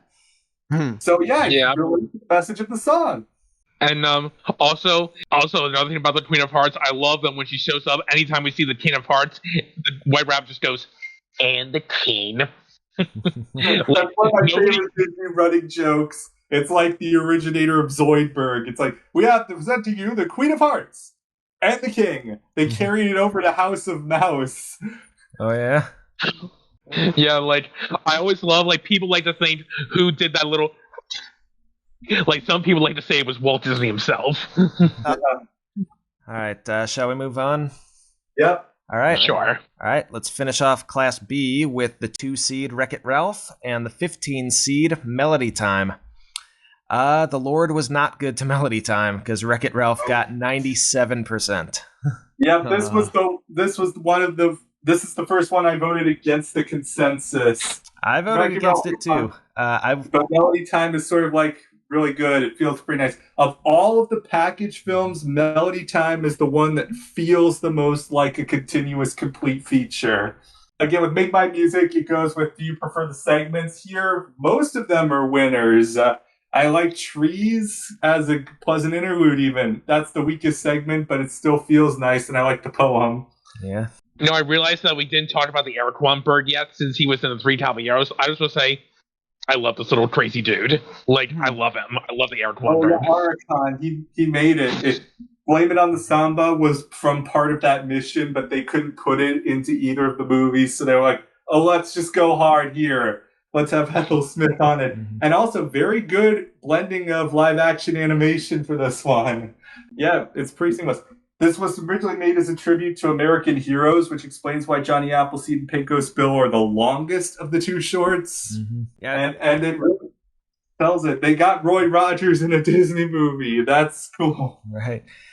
Yeah, I do think those two segments alone elevated above Make Mine Music for me. And, the rest just fits together so well that, I really do like this one. Yep. I honestly don't have anything to say about it. I'm sorry. That's fine. Yeah, my dad grew up near where Johnny Appleseed did his rounds, so there's a lot of Apple stuff around there. It's on the Ohio-Indiana border. But so Johnny Appleseed's kind of a little personal one, and it just has the most wholesome period ending. Right. Oh yeah, okay. Johnny Appleseed, I do love. Like that's by far my favorite short from any of the compilation films. Like it's at least in my top 3 for sure. Yeah, it is such a vibe. Yeah. All right, and now we enter the back half, starting with Class C. We've got the number 1 seed Beauty and the Beast against the number 16 seed Strange World, which I'm pretty sure more people voted for Beauty and the Beast in this poll than watched Strange World in real life. Strange things happening to me. Yeah. Beauty and the Beast got 96%.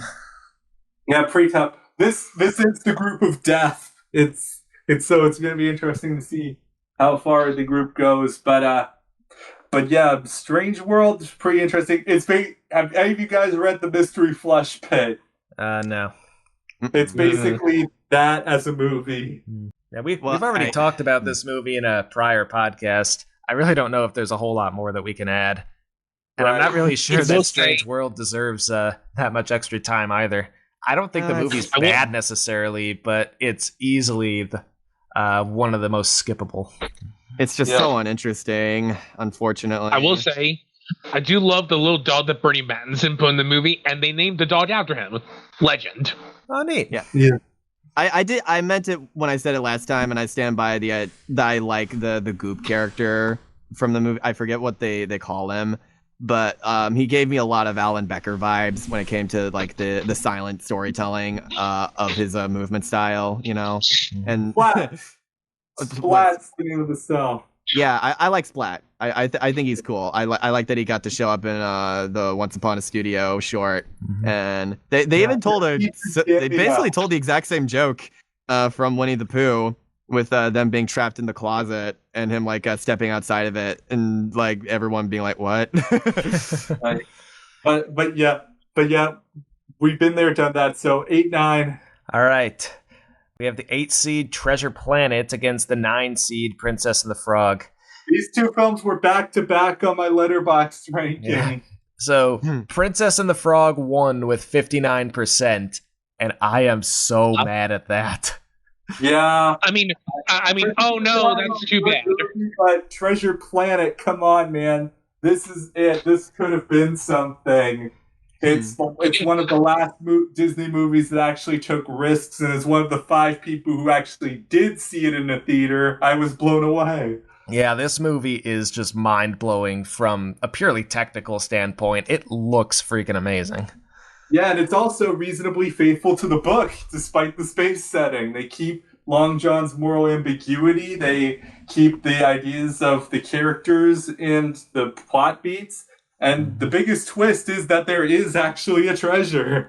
Yeah, but it wasn't just the real the treasure was the friends we made along the way. Yeah, you knew exactly. I knew exactly. We both had the same mind there. right? But I mean, they make that in a way that's not corny. Like you feel Just the think- connection between Jim and Long John Silver. Right, just think about what could have been if this movie had made even a modest hit. Right. Was this up for the Oscar with Lilo Yeah, and best Stitch? animated feature, but that was Spirited Away. Nothing was top. Yeah, well, it never had a chance then. Nah, Treasure Planet. Give this one another watch. You're not going to be disappointed. I think it has call been getting Treasure a Planet- reevaluation recently, which is why it got as many as it did. Yeah. I call Treasure Planet the Iron Giant of the 2000s. It started as a flop, then it became a cult classic, and it could follow Iron Giant's footsteps by getting a cinematic re-release and becoming a true classic. Make it happen. Yeah, Treasure Planet. My mom and I have a very fond memory of that one because we watched it around the time I starred as Long John Silver in a high school production of Treasure Island. Oh, neat. So yeah, just like we it was a very fun bonding experience, and we love a lot. We love to revisit it every now and then. It's a heck of an adventure film. Next one. All right, we've got the number 5 Emperor's New Groove, our reigning champion, against the number 12 Rescuers Down Under. If you come from a land down under, you better run, you better take cover, because Cusco is probably going to build a water park on Uluru. Yeah, people were starting to turn against Rescuers Down Under in recent years, but I'm just going to say this. If nothing else, Rescuers Down Under was one of the most influential movies for Disney purely on aesthetics because it introduced caps. See, the Disney Renaissance movies, they were still hand-drawn, just with a mouse and a screen rather than a pen and paper. Okay. So yeah, that's what we mean when they had the digital animation and the digital techniques. But that sheen, that style. Without this movie, there is no Disney Renaissance.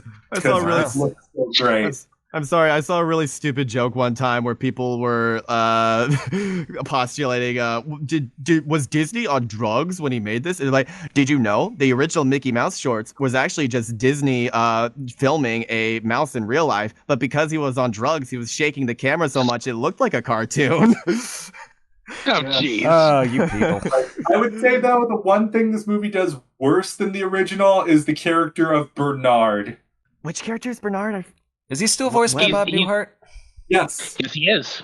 Yes, but in this one, he just kind of comes across as a little weak in his whole Oh, arc yes. Sorry, to I forgot. Bianca. That just felt a little forced, Yeah. like having that be the running gag. Right. This is- Okay. That's the one thing I think was legitimately worse than the first film. The rest I love. The villain's better, the setting's better, the action's better. It's just really cool, and it's one of Disney's first legit action movies. Yeah, it tends to So- get overlooked within the Renaissance, but yeah, watch it again. I think you'll see there's a lot of merit to it. Yeah, I think it got a little ignored because it's not a musical and it came out between two generational classics. Right. And it's also a legacy sequel, and those tend to not be looked upon fondly. Mhm.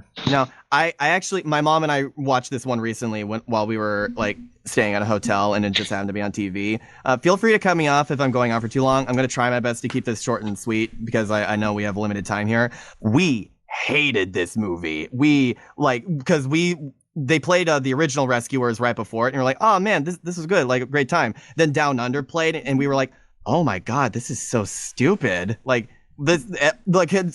Okay, yeah, Bernard sucks in this. He is like so much more of a wet blanket. Bianca, we also think she sucks here because she is like so like much less charming here, and like weirdly nasty to Bernard in like some scenes, and it like feels like very out of character compared to their dynamic in the first one.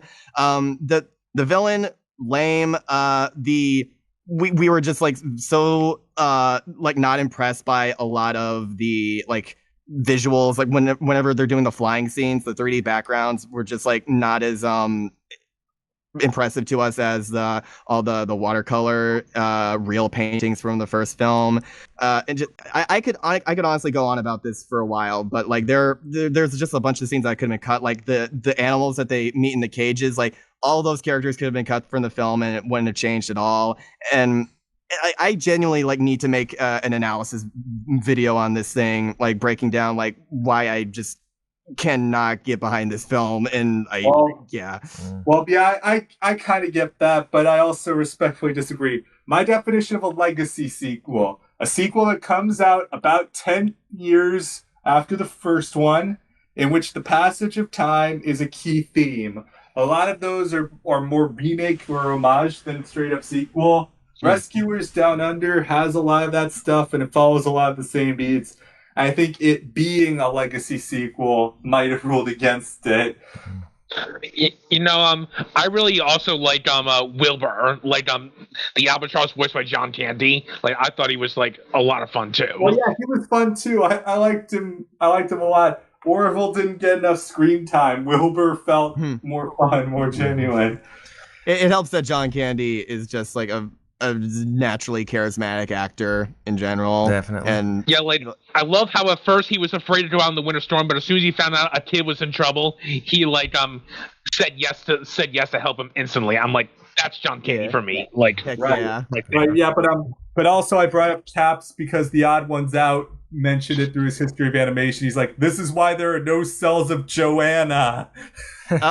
I remember another thing that we thought was weird. When like the Council of Mice like called an emergency meeting to all meet up, like they're all in their nightgowns and stuff because like they just got out of bed to show that this is a very like last minute meeting that we're putting together. It's like all right, the only people for the job are like the only people that didn't show up to this and didn't get the message, despite the fact that they live in this country and all of you are like from like all over the world and you just like got out of bed. Like, how did you guys get here so fast? And why didn't they get the message but you all did? And why is nobody else able to do this mission? So, okay. I think that's the last of it. I'm sorry. Yeah, well, we're going to have to move on. All right. Next up, we've got the 4-seed Robin Hood against the 13-seed The Adventures of Ichabod and Mr. Toad. What's more dangerous than a headless horseman with a bow and arrow? How about a talking fox with a bow and arrow? Robin Hood gets 90% on this one. Right, Oodalali. That had a much more favorable matchup this time, and this is coming from someone who does like both Ichabod and Mr. Toad. Yeah. Yeah, the Headless Horseman gets all the attention, it gets all the hype, but Mr. Toad's pretty nice. It's a pretty fun, lackadaisical story, and it's actually pretty close to the book. It's heavily abridged, but they keep all the good parts in. By far, my favorite scene is the mansion heist when they're like having to sneak in to get the deed back. Like it is like genuinely really intense and but like also there are a lot of great visual gags in it as well. Like when the mole is running from the flying knives and he like looks back on them and like tries to like push one of them away a little bit with his finger, but they're still chasing after him. They do change the part about Toad stealing the car. In this version, he's tricked into stealing it, into taking it, which makes him a little bit more sympathetic this time. Yeah, that's a fair enough change. Yeah, I also, when you think about this, it's kind of like the Great Mouse Detective before the Great Mouse Detective, because they actually have Sherlock Holmes himself narrating the Win of the Willow segment, Basil Rathbone. Yeah, and it's pretty interesting context. This one's heavily abridged, and then Sleepy Hollow is basically word-for-word retelling of the story. Right. The only thing I don't get is why it's called Ichabod and Mr. Toad, but they show it in the order of Mr. Toad and Ichabod. I guess does it just flow better? I guess, or maybe because you give Todd Billing to the more popular name, and Ichabod was like more like they wanted to kowtow to the American audience for this one. I suppose. Right. And also Crosby, Stills, and Nash weren't named in terms of hierarchy. It was just named based on what sounds better. And I think Ichabod and Mr. Toad just rolls off the tongue easier. That makes sense. The reason I think, and also there's some similar themes and ideas. A lot of people don't get how these shorts go together. I'm like, Ichabod and Mr. Toad are both characters who set themselves up for disaster. When you think about Ichabod himself, like the story knows this to its credit. Ichabod is like kind of a bad guy when you think about it. Oh, he totally is. He's a dude. He's worse in the book. Like you do not want to see him win. And he doesn't. Yeah. And strange enough, Brom Bones, like the story itself says that even though he's prone to practical jokes, there's never any malice to his mischief. So maybe he is kind of more of a good guy. Yeah. Yeah. So that is like a fun little subversion of that. You expect the big buff guy to be like the bully, and the new spindly guy coming into town to be the more likable hero, but it's actually the total opposite there, because like they make it very clear that he only wants he only wants to get the girl for her dad's riches. Also, I'm planning a list of underrated Disney songs, and I think Headless Horseman's gonna make the list. Cool. Oh, Bing yeah, that's Crosby a fun is song. legend. Bing Crosby is a legend, man. Yeah. All right. I also love the build up to the Headless Horseman 2, and honestly, Ichabod's laugh when he first thinks that there's nothing to worry about is kind of more creepier than the Headless Horseman's laugh himself. If you think about it. If you think about it, the Headless Horseman is the first Disney villain who won. Oh yeah. Yeah. They try to make it ambiguous if he actually killed Ichabod or Ichabod just ran away. But either way, he wins. Yeah, exactly. Especially if you accept the interpretation that Brom Bones was dressed as the Headless Horseman and it wasn't actually. I don't know. I think it was actually a ghost, because there's a scene where Ichabod looks down into where the Headless Horse's body. And it terrifies him. But it's one of those things where that could have just been fear taking over or something. Yeah, and a good costume could conceal that. Right. All right.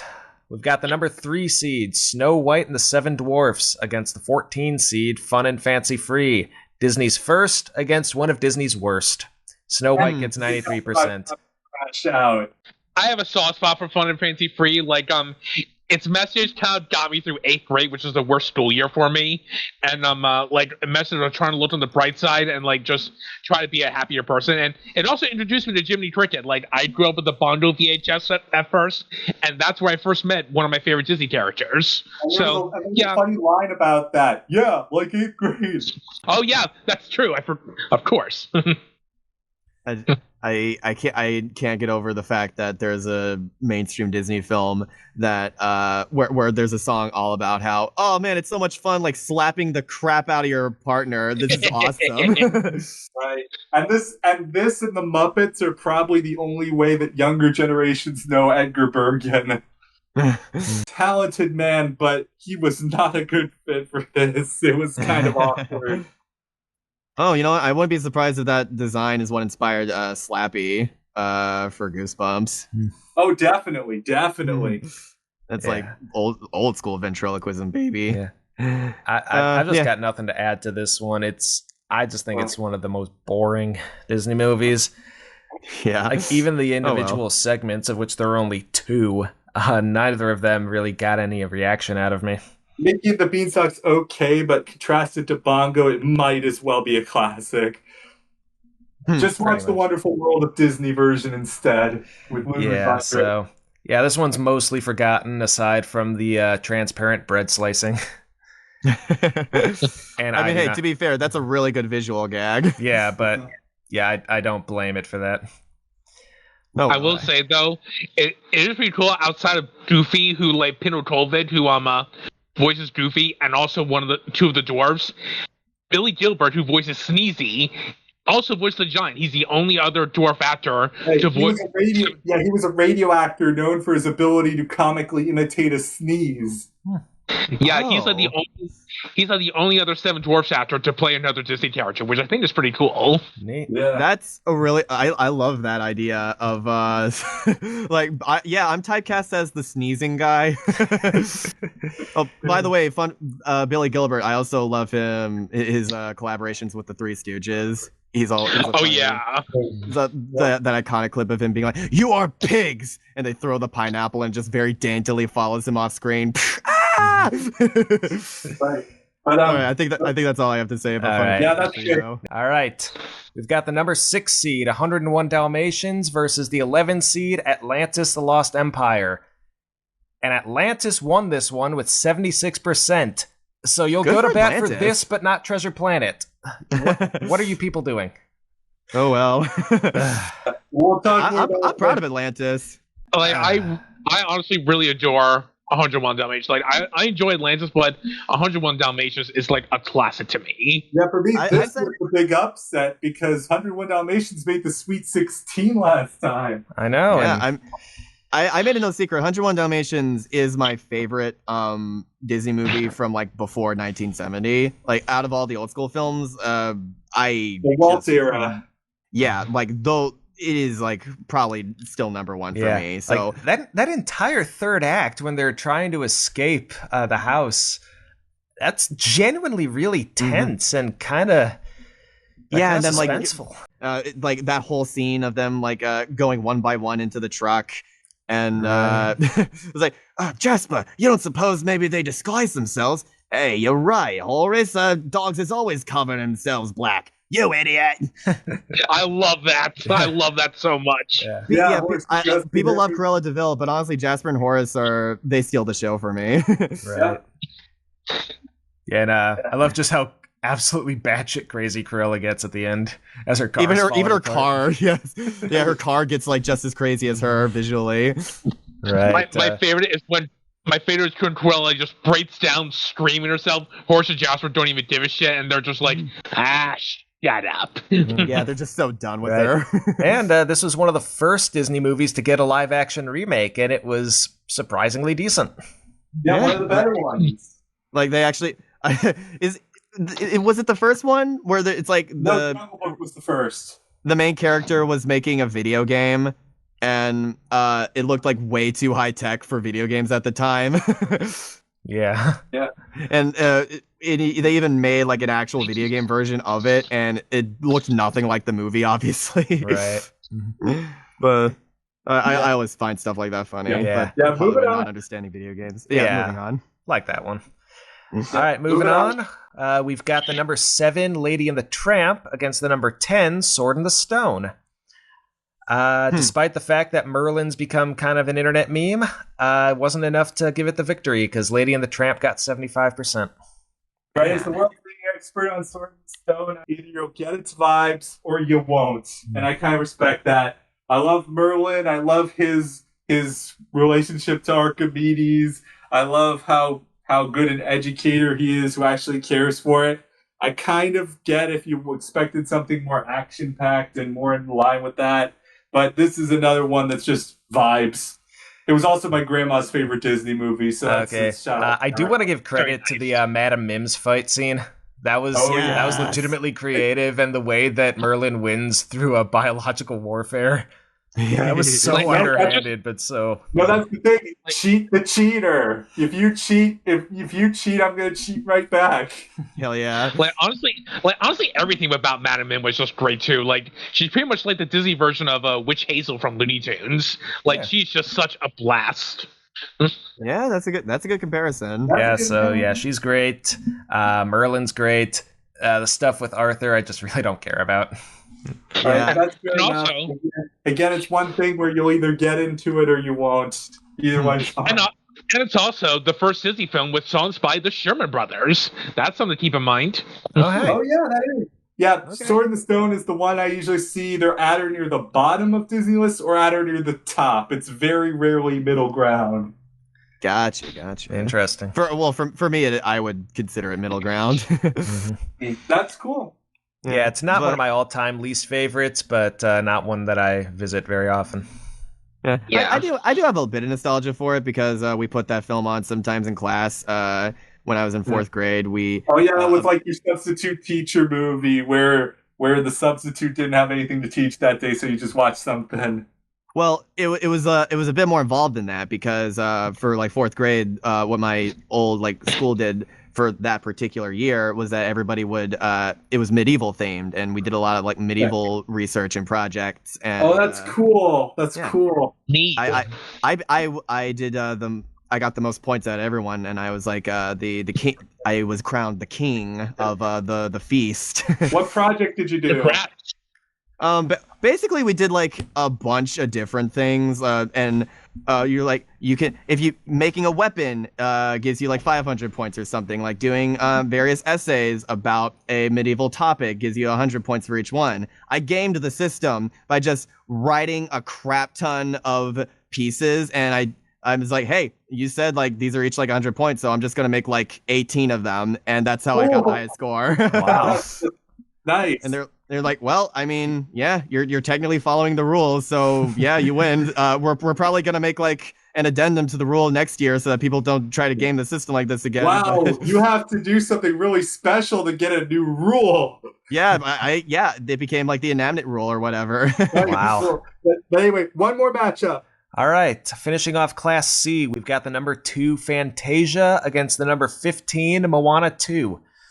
I don't even have anything clever for this one. Fantasia gets 95. I honestly expected it to be higher. My Moana 2, my least favorite movie in the canon. We talked about it last time, I think.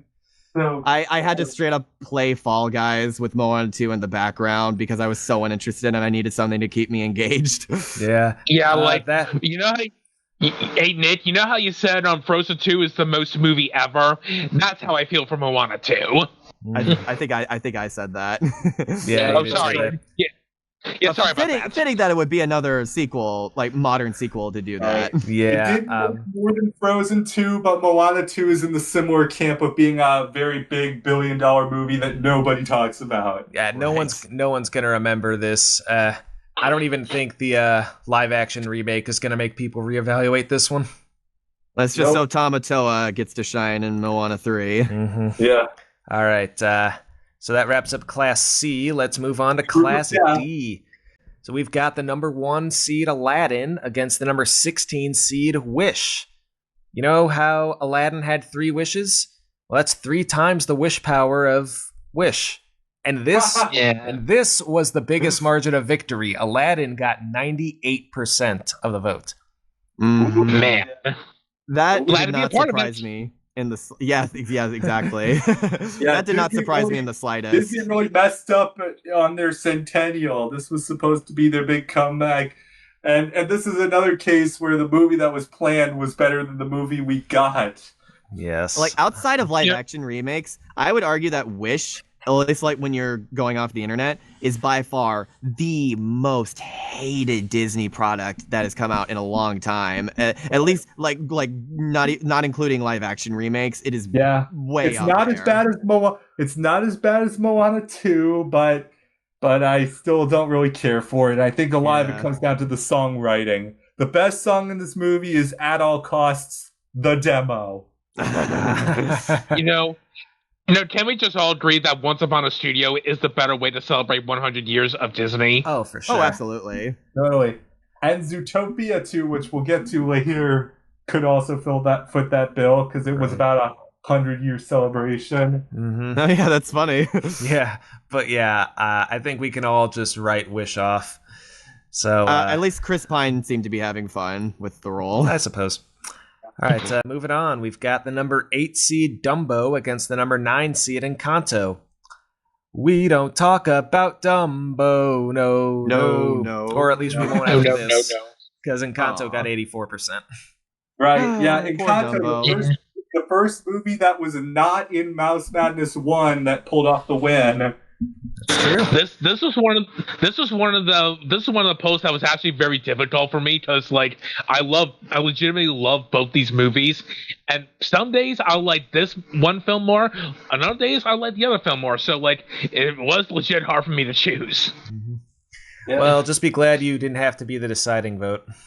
Yeah. Dumbo is pretty nice. It's actually the first animated film to win a share of the Palme d'Or at Cannes. Oh, wow. Yep. And Frank Churchill won his Oscar for this movie. Wow. Yeah. Yeah, this is a nice, cute little movie to follow the bombast of Fantasia. Yeah. Oh, interesting. What's funny is this one was written on a shortfall because of how Disney had been having so many bombs. Wow. This was like the Pocahontas of its day in the sense, the Lion King of its day in the sense that they sent the B Squad to work on this one. Yeah, and Dumbo is still good. It's I'm glad people still appreciate it. If I can recommend something, check out the pink elephant scene on YouTube with Tame Impala's elephant playing in the I background. saw that video. I love it. It fits so freaking well. Yeah, it feels Tame like Impala. this should have been the music video. But yeah, that's right. And Pink Elephants as an adult, as a kid, you're just weirded out. You're not sure what's going on. But as an adult, you're like, this was all drawn by hand. Imagine the thousands of hours of man work that were needed just to pull off this 4-minute sequence. Exactly. And obviously, you can feel its inspiration in the Heffalumps and Woozles scene in Winnie the Pooh. Yeah, I feel like that's the funnier, friendlier version of this. Mm-hmm. Yeah, like it also has that one scene where someone takes the lid off a honey pot, and the honey pot just makes weird laughing, crying noises. Like I don't even know what that is. But yeah, Dumbo had a valiant effort. It was a Sweet 16 film last time, but got to make the way for the new film. And if a new film was going to win, I think Encanto was the best of the incoming films. I would have to agree. All right, let's move on. We've got the 5 seed Frozen against the 12 seed Meet the Robinsons. If you're to believe the internet, this is their most overrated film against their most underrated. And boy, did the internet speak. Because Meet the Robinsons won with 79%, the biggest upset of the first round. We'll save I love democracy for next time, but I've got stuff to say about that. Frozen, it went through phases. My view of Frozen is it's fine enough while you're watching it, but when you leave it behind, it's not really that good. One of the deal breakers for me was Hans. Yeah. Okay, I think I mentioned this in the last episode that I wanted to use this time to defend the Hans twist. So go ahead. Here I go. Personally, I think if you're going to criticize the twist, it should be because of how obvious it was. You watch this movie knowing the twist going in, and there are so many hints that they drop that this is what they're going to pull off. The fact that Hans never actually says anything about loving Anna, and also the fact that Frozen is clearly the movie that's trying to be to be a little disparaging, the I'm not like other girls of Disney movies. Right. Just with how much they hammer in the point of you can't marry someone you just met. Like, obviously you can read that as shade at some of the earlier movies. You can also read that as foreshadowing for what's to come with the reveal. Because it's like, you can't marry him. No, I love him. Anna, you have not met people basically your whole life. What do you know about love? And turns out it's very little. So honestly, I think the twist was pretty well telegraphed. The only thing that annoys me about it is how proud they seemed of it. Like they were really patting themselves on the back for pulling this off. Yeah, just like I could imagine the slow clapping in the studio, like, yeah, we went there. So if the smugness is too much for you, I totally get it, but I do actually think the setup was pretty well handled. It's not the setup for me, it's that it didn't feel like Hans needed to be the evil. This movie didn't need that to be the villain, because the prejudice against Elsa and the townspeople who hate her, they're enough of the villain. I thought they were going to go more like Shrek, where he's obviously the Prince Charming, but this isn't that kind of story. Nah. Yeah, see, I figured what they would have done was more like still keeping the message of I shouldn't marry someone I just met, and having to be like, hey, listen, I think we might have rushed into this a little bit. Like, let's take a little bit of time to get to know each other, or have Anna realize, like, sorry, Hans, but like I don't love you. Like I sort of went on a life-changing adventure with this deer guy, and it is what it is. Sorry, man. Yeah, that would have been better. That I would have gotten behind. Yeah, just like that's basically fair. The ending of the Lego movie. And also for a lot of the fans, she's barely in this movie. That's true. And you can tell that they had really rewritten. You could tell that like she was going to be like a completely different character in an original draft. And it's because Let It Go was written the way it was. They were like, crap, we got to make her a good guy now. Right, yeah. So, yeah, that's kind of thing. Elsa's not in enough of the movie to leave an impact. She's basically absent for about a quarter of it. And that Strangely enough, the wrong way. Strange enough, I liked Elsa like in literally everything else except like the first one, which I'm just kind of like on.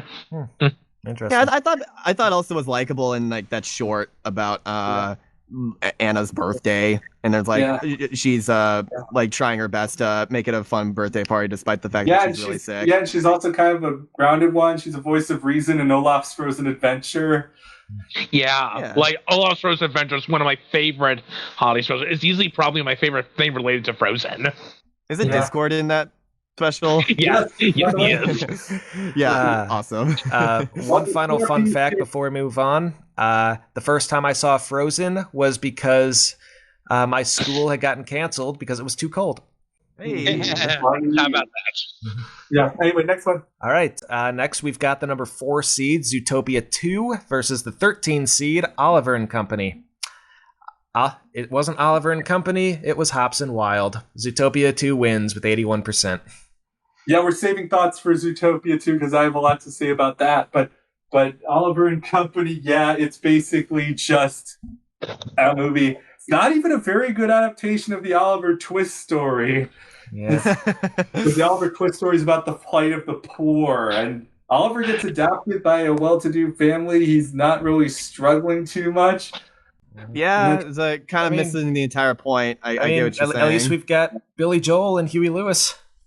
Yeah, Billy Nice, Joel. I've heard "Why Should I Worry" on the oldie station. They treat it just like a regular Billy Joel song. Mm-hmm. Yeah, Yeah. I could see why that's the thing that people remember most for it. Like that and the way the villain dies. Because that song is genuinely such a bop. I love that number.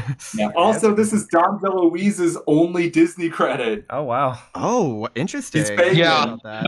I always like to joke saying that like during production Land Before Time, Dom DeLuise and Don Bluth are like, "Hey, sorry, I'm working on another anime movie." "Hey, no, that's cool, Don. That's totally fine. What you working on?" "Well, it's something from Disney." "What? What did you say?" Right. If we ever do a Don Bluth special, it'll be fun to do a tie-in with that. Yeah. But Hitting him with like the slow, it. like the Invader Zim, the slow head turn. Right. What did you say? and also this is Howard Ashman's first credit. He worked on the film as a lyricist. yeah, he wrote the opening number. I love Howard Ashman, man. Yeah, Yeah, his first Disney credit. Awesome. yeah, he was cut way too short. Mhm. Yeah. Yeah. Rip. Rest in peace to the goat. Yep.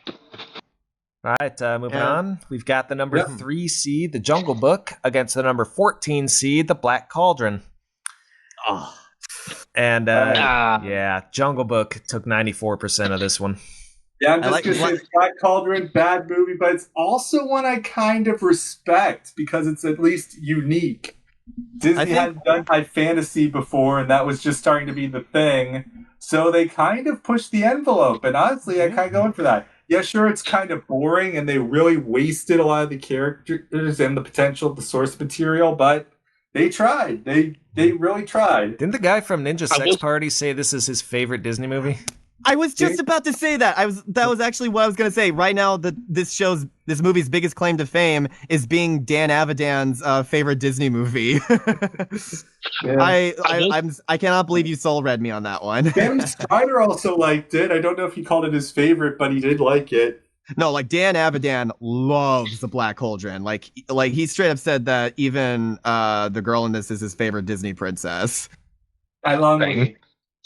Yeah, exactly. Like I can't even remember her name. That's how Who voiced that wild one, it Wei? is. Who voiced that Long Wei? Good question. I'm going to. She reminds me of Luna from Harry Potter, but it's definitely not her. Susan Sheridan. I've heard of her. Fair enough. Yeah. I don't think you would know any of her other Yeah. role. It's like a bunch of old school Yeah, animations. Black Cauldron, more like Black Sheep. Womp Right, womp. exactly. All right. I will think say the pig is very funny. That it's such an important Yeah, plot Jungle Book device. benefited from a more favorable matchup this time. Last time it drew Hunchback. This time it drew Black Cauldron. Oh, yeah. Have you guys seen that meme recently of like, stop calling this man the goat? He is a fraud. All right. Like the Horned King is the ultimate encapsulation of that meme. Like, stop just because he was in this movie, like just because he was on the same team as LeBron, stop calling him a goat. All right, he is a fraud. Yeah, that's right. He's not even the main villain in the book. The book has a twist villain. Huh. Yeah, It's yikes. even more powerful than him. I will say this though, I felt more happy that Gertie had like a fake out death more than I did for Sisu. Oh. Gurgi is more likable than Cece, I agree. Does something. Oh, man. As for the Black Cauldron, I think it's okay, but I'd rather watch it over something like Quest for Camelot. Sure. Fair Oh enough, God, honestly. yeah, let's move on. Yeah, okay. All right. Next, we've got the number 6 seed, Cinderella, against the 11 seed, The Rescuers. Up above, not down under. Hmm. And Cinderella wins with 78% of the vote. Maybe if the mice and the Rescuers were part of her entourage, they would have had a better chance. Right, Oh yeah. The funny thing is, I watched Rescuers Down Under lately, and I made a little joke when I was watching it. I said, "Hey, I know. Why don't we call Jack and Gus? Maybe they can help us." Yeah. I made jokes. I asked them, "Hey, why do we have to wear clothes?" And they don't talk to me anymore. I forget that joke. Begging your pardon, Rarity, but we don't normally wear clothes. Ah, Right? Wow. But, The Rescuers. yeah. What do we think? But yeah, Rescuers is just okay. It has sort of a nice vibe. The last scene is legitimately intense, but a lot of the build up to that's just kind of Yeah, it's a little slow for me. This is sort of one of the last xerography films. Like Down Under is one of the first to use the digital software. Rescuers Prime is where they have xerography print a color other than black. So it looks a little different from the other films before this period. Yeah, I was just gonna say that, building off of my talking point from last time about the sequel, my mom and I really like The Rescuers. We just really dig the art style. Like we had just come back from an art museum in Chicago that same day, and a lot of the backgrounds in The Rescuers reminded us of the pastel paintings that we saw in real life. And we thought that was really cool. And yeah, and also just freaking the Bernard and oh crap, what's her name? What? Miss Bianca. Yeah, Bernard and Bianca are just a really. I think the kid is surprisingly good in this as well. She's articulate for her age. She has a surprising amount of sass to her as well. And yeah, no, it's as far as child actors go in old movies, she's up there. So good on her. Yeah. And but I will concede that the villain is a discount version of Cruella de Vil. Yeah, basically. I think they were going to make it the actual Cruella de Vil at first, but they were so opposed to crossovers at this time. Oh, that would have been funny. I actually heard there was a TV series in development that would have connected both the Great Mouse Detective and the Rescuers, saying that I think the descendant of Basil of Baker Street would have been a part of the Rescue Society, which honestly kind of sounds cool. I mean, yeah, no, I will not say a bad this. idea. I will say this from Madame Medusa, though. I do find it funny how her animator based her off of his ex-wife. I think that's just really, really funny. What a power move! That is such a power move. Holy crap! I love that. That's awesome. We got 2 more matchups to go. Home stretch. All right. So we've got the number 7 seed Peter Pan versus the number 10 seed The Aristocats. Why did we have to pit the 2 most racist movies together? Who's the genius that set up this bracket? Oh yeah, it was me. I love that. My another example, I gotta shout out my audience again. I love that all the comments are them clocking that. Wow, you guys really did have to make the most racist matchup possible. Yeah. All right, so Peter Pan won with 85%. This was one of the few times that I'll go to bat for the Aristocats. If Peter Pan loses next round, I'm just gonna tear into that one. Thank you. Yeah, we'll get there. But, Aristocats I kind of felt was kind of boring. It didn't have much to go. The one joke that made me laugh was when the Sterling Holloway Mouse told everyone to quiet, and they did. They just let him open the lock and then went on with it. Yeah, that was the one joke that got something out of me. But I actually thought kind of the Everybody Wants to Be a Cat segment, minus knockoff Tigger over there, was pretty cool. And it's it's a similar situation as the Oliver movie, where it's originally called Satchmo Cat. They wanted Louis Armstrong, but Louis was sick. And Scatman Crothers is right before production, so they got Scatman Crothers, another famous trumpet player. Yeah, he was a perfectly suitable substitute for Louis Armstrong. This close to having Louis Armstrong in a Disney movie. That kills me. Yeah. I just And I love the end of that segment where they're banging on the piano and it drops down several floors. You put heavy metal music over that and it kills. Yeah. My personal it's a- favorite being Rob Zombie's Dragula. Yeah, but I'm just right. this movie kind of reminds me of Oliver in that regard, where it's like, yeah, it's a very boring film, but holy crap, that the one musical number it has like absolutely kills it, and Yeah, it's that's right. Yep. genuinely It a lot of was fun. my least favorite Disney film, but Moana 2 overtook it. Yeah. So thanks, Moana 2. Yeah, like, This- Thomas O'Malley deserved a better movie.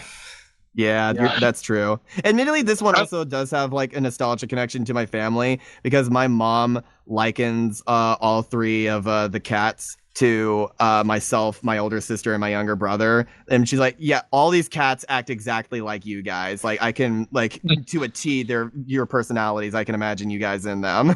Yeah. no, according to my sister, I used to say this all the time. I used to say, "You're nothing but a sister." I used to say that to her. Like, according to her, I used to say it when we were little kids. That insult is up there with Fox and the Hound, like, you ornery female. Last one. All right, let's finish it off. We've got the number 2 seed Tangled against the 15 seed Saludos Amigos.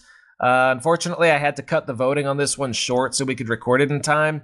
But come on, did you really think Saludos Amigos had a chance? I think that was a fine one to do. So Tangled got 94%. I'll say Saludos is kind of interesting. It's a travelogue. It's like a moment in history. It's about a peacemaking vision. The shorts themselves are hit or miss. The last one is truly the crowning achievement. Oh, huh. Yeah. I will say this though. A paintbrush and a cartoon duck. Where have I seen this before? Oh yeah, Woody Woodpecker. Really? And Was that like one of the old school shorts? It was a joke. Like I was pretending to talk about Duck and Muck. Oh, yeah. Sorry. Yeah. For some reason, I didn't make that connection. Isn't this the film that introduces Jose Panchito? Carrick. Jose, Yeah, And Jose, sorry. The and Brazilian. Jose is quite Brazilian. popular in Latin America. Donald Duck has Europe, but Jose rules South America. Yeah. And that was I remember that point that I made a while ago because when Donald and Jose meet in this one, it's like a very natural oh hey, you're Donald Duck. It's like you could see how they're becoming friends in real time. It's really cool and stuff and kind of charming. But then in Three Caballeros, the other guy just like shows up out of nowhere. It's like all right, I'm part of the group now. Let's start singing and stuff. And I'm like, you should insert yourself into friend groups, man. That's not like that's kind of poor form. That's a faux pas. Yeah. Yeah, exactly. It's got to be more natural than that, brother. Yeah, but what makes Jose work is how chill he is, how nice and outgoing he is. He's kind of like the anti-Donald in that sense. He's a foil. Right. Mm-hmm. Yeah, no, I love Jose. They need to use him more. He's a Chad. I like him. Yeah.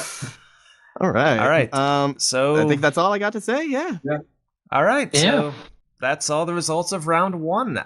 Let's close off this episode by going through the matchups for round 2, shall we? All right. All right. So starting in Class A, we've got the 1 seed Lion King against the 9 seed Sleeping Beauty. Then we've got the 5 seed Winnie the Pooh 77 against the 4 seed Little Mermaid. That's followed by the 3 seed Mulan against the 11 seed Hunchback of Notre Dame. And then we have the 7 seed Bambi against the 2 seed Big Hero 6.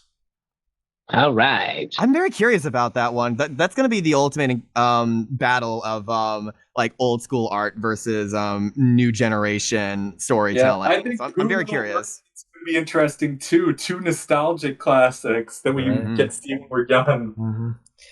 All right. For the Class B matchups, we've got the 1 seed Zootopia against the 9 seed Fox and the Hound. Nice. That's followed by the 5 seed Lilo and Stitch against the 4 seed Pinocchio. Then we've got the 3 seed Moana against the 6 seed Hercules. And finally, we've got the 10 seed Great Mouse Detective against the 2 seed Wreck-It Ralph. It's going to be That's we're gonna be getting a Greek mythology versus Pacific Islander mythology battle. Yeah, in Maui this is one. basically the Hercules of Polynesia. That's Of gonna be Oceania, rather. that's gonna be sick. That'll be fun. I kind of want Death Battle to do Disney Hercules versus Maui. I think that would be a fun matchup. Right, yeah. All right, moving on to Class C, we've got the 1 seed Beauty and the Beast facing off against the 9 seed Princess and the Frog. Oh man, that's gonna be tough for me. Followed by the 5 seed Emperor's New Groove against the 4 seed Robin Hood. Moving on, we've got the 3 seed Snow White against the 11 seed Atlantis. Very curious about that one. And finally, the 7 seed Lady and the Tramp will face the 2 seed Fantasia. I don't think that one's going to be particularly close. Probably not. Nah. All right, and finally in Class D, we've got the 1 seed Aladdin against the 9 seed Encanto. Oh man, I actually don't know who's gonna win that one. That's a tough I one. thought Aladdin would be one of the favorites to win it all, but it draws Encanto next round, so that could be close. All right, Interesting. and then we've got the 5 seed Meet the Robinsons against the 4 seed Zootopia 2. Yeah, I think I know how that one's gonna go. Yeah. That one's going to be interesting, too. Yes. All right, and then we have the 3 seed Jungle Book against the 6 seed Cinderella. Very nice. And then we close off round 2 with the 7 seed Peter Pan against the 2 seed Tangled. Oh, Tangled's going to stomp. Yeah, it should too. So yeah, that's your matchups for round 2. If you've shown up for the voting in round 1, thank you so much. I hope to see y'all again. Right, remember the polls go live after this episode airs. So that's Carrick. That's the message for Carrick to hold his palate. Yep, and I'll try to get this out in a timely manner so that we can get the next episode out before the Oscars air. All right, You got sorry, ran a little long, but I mean, it was the first round. It was bound to happen. We have a lot. We had to go through like 32 movies essentially. Right. Yeah, thank y'all for joining, and we will see you next time. I. Okay, see ya. Later.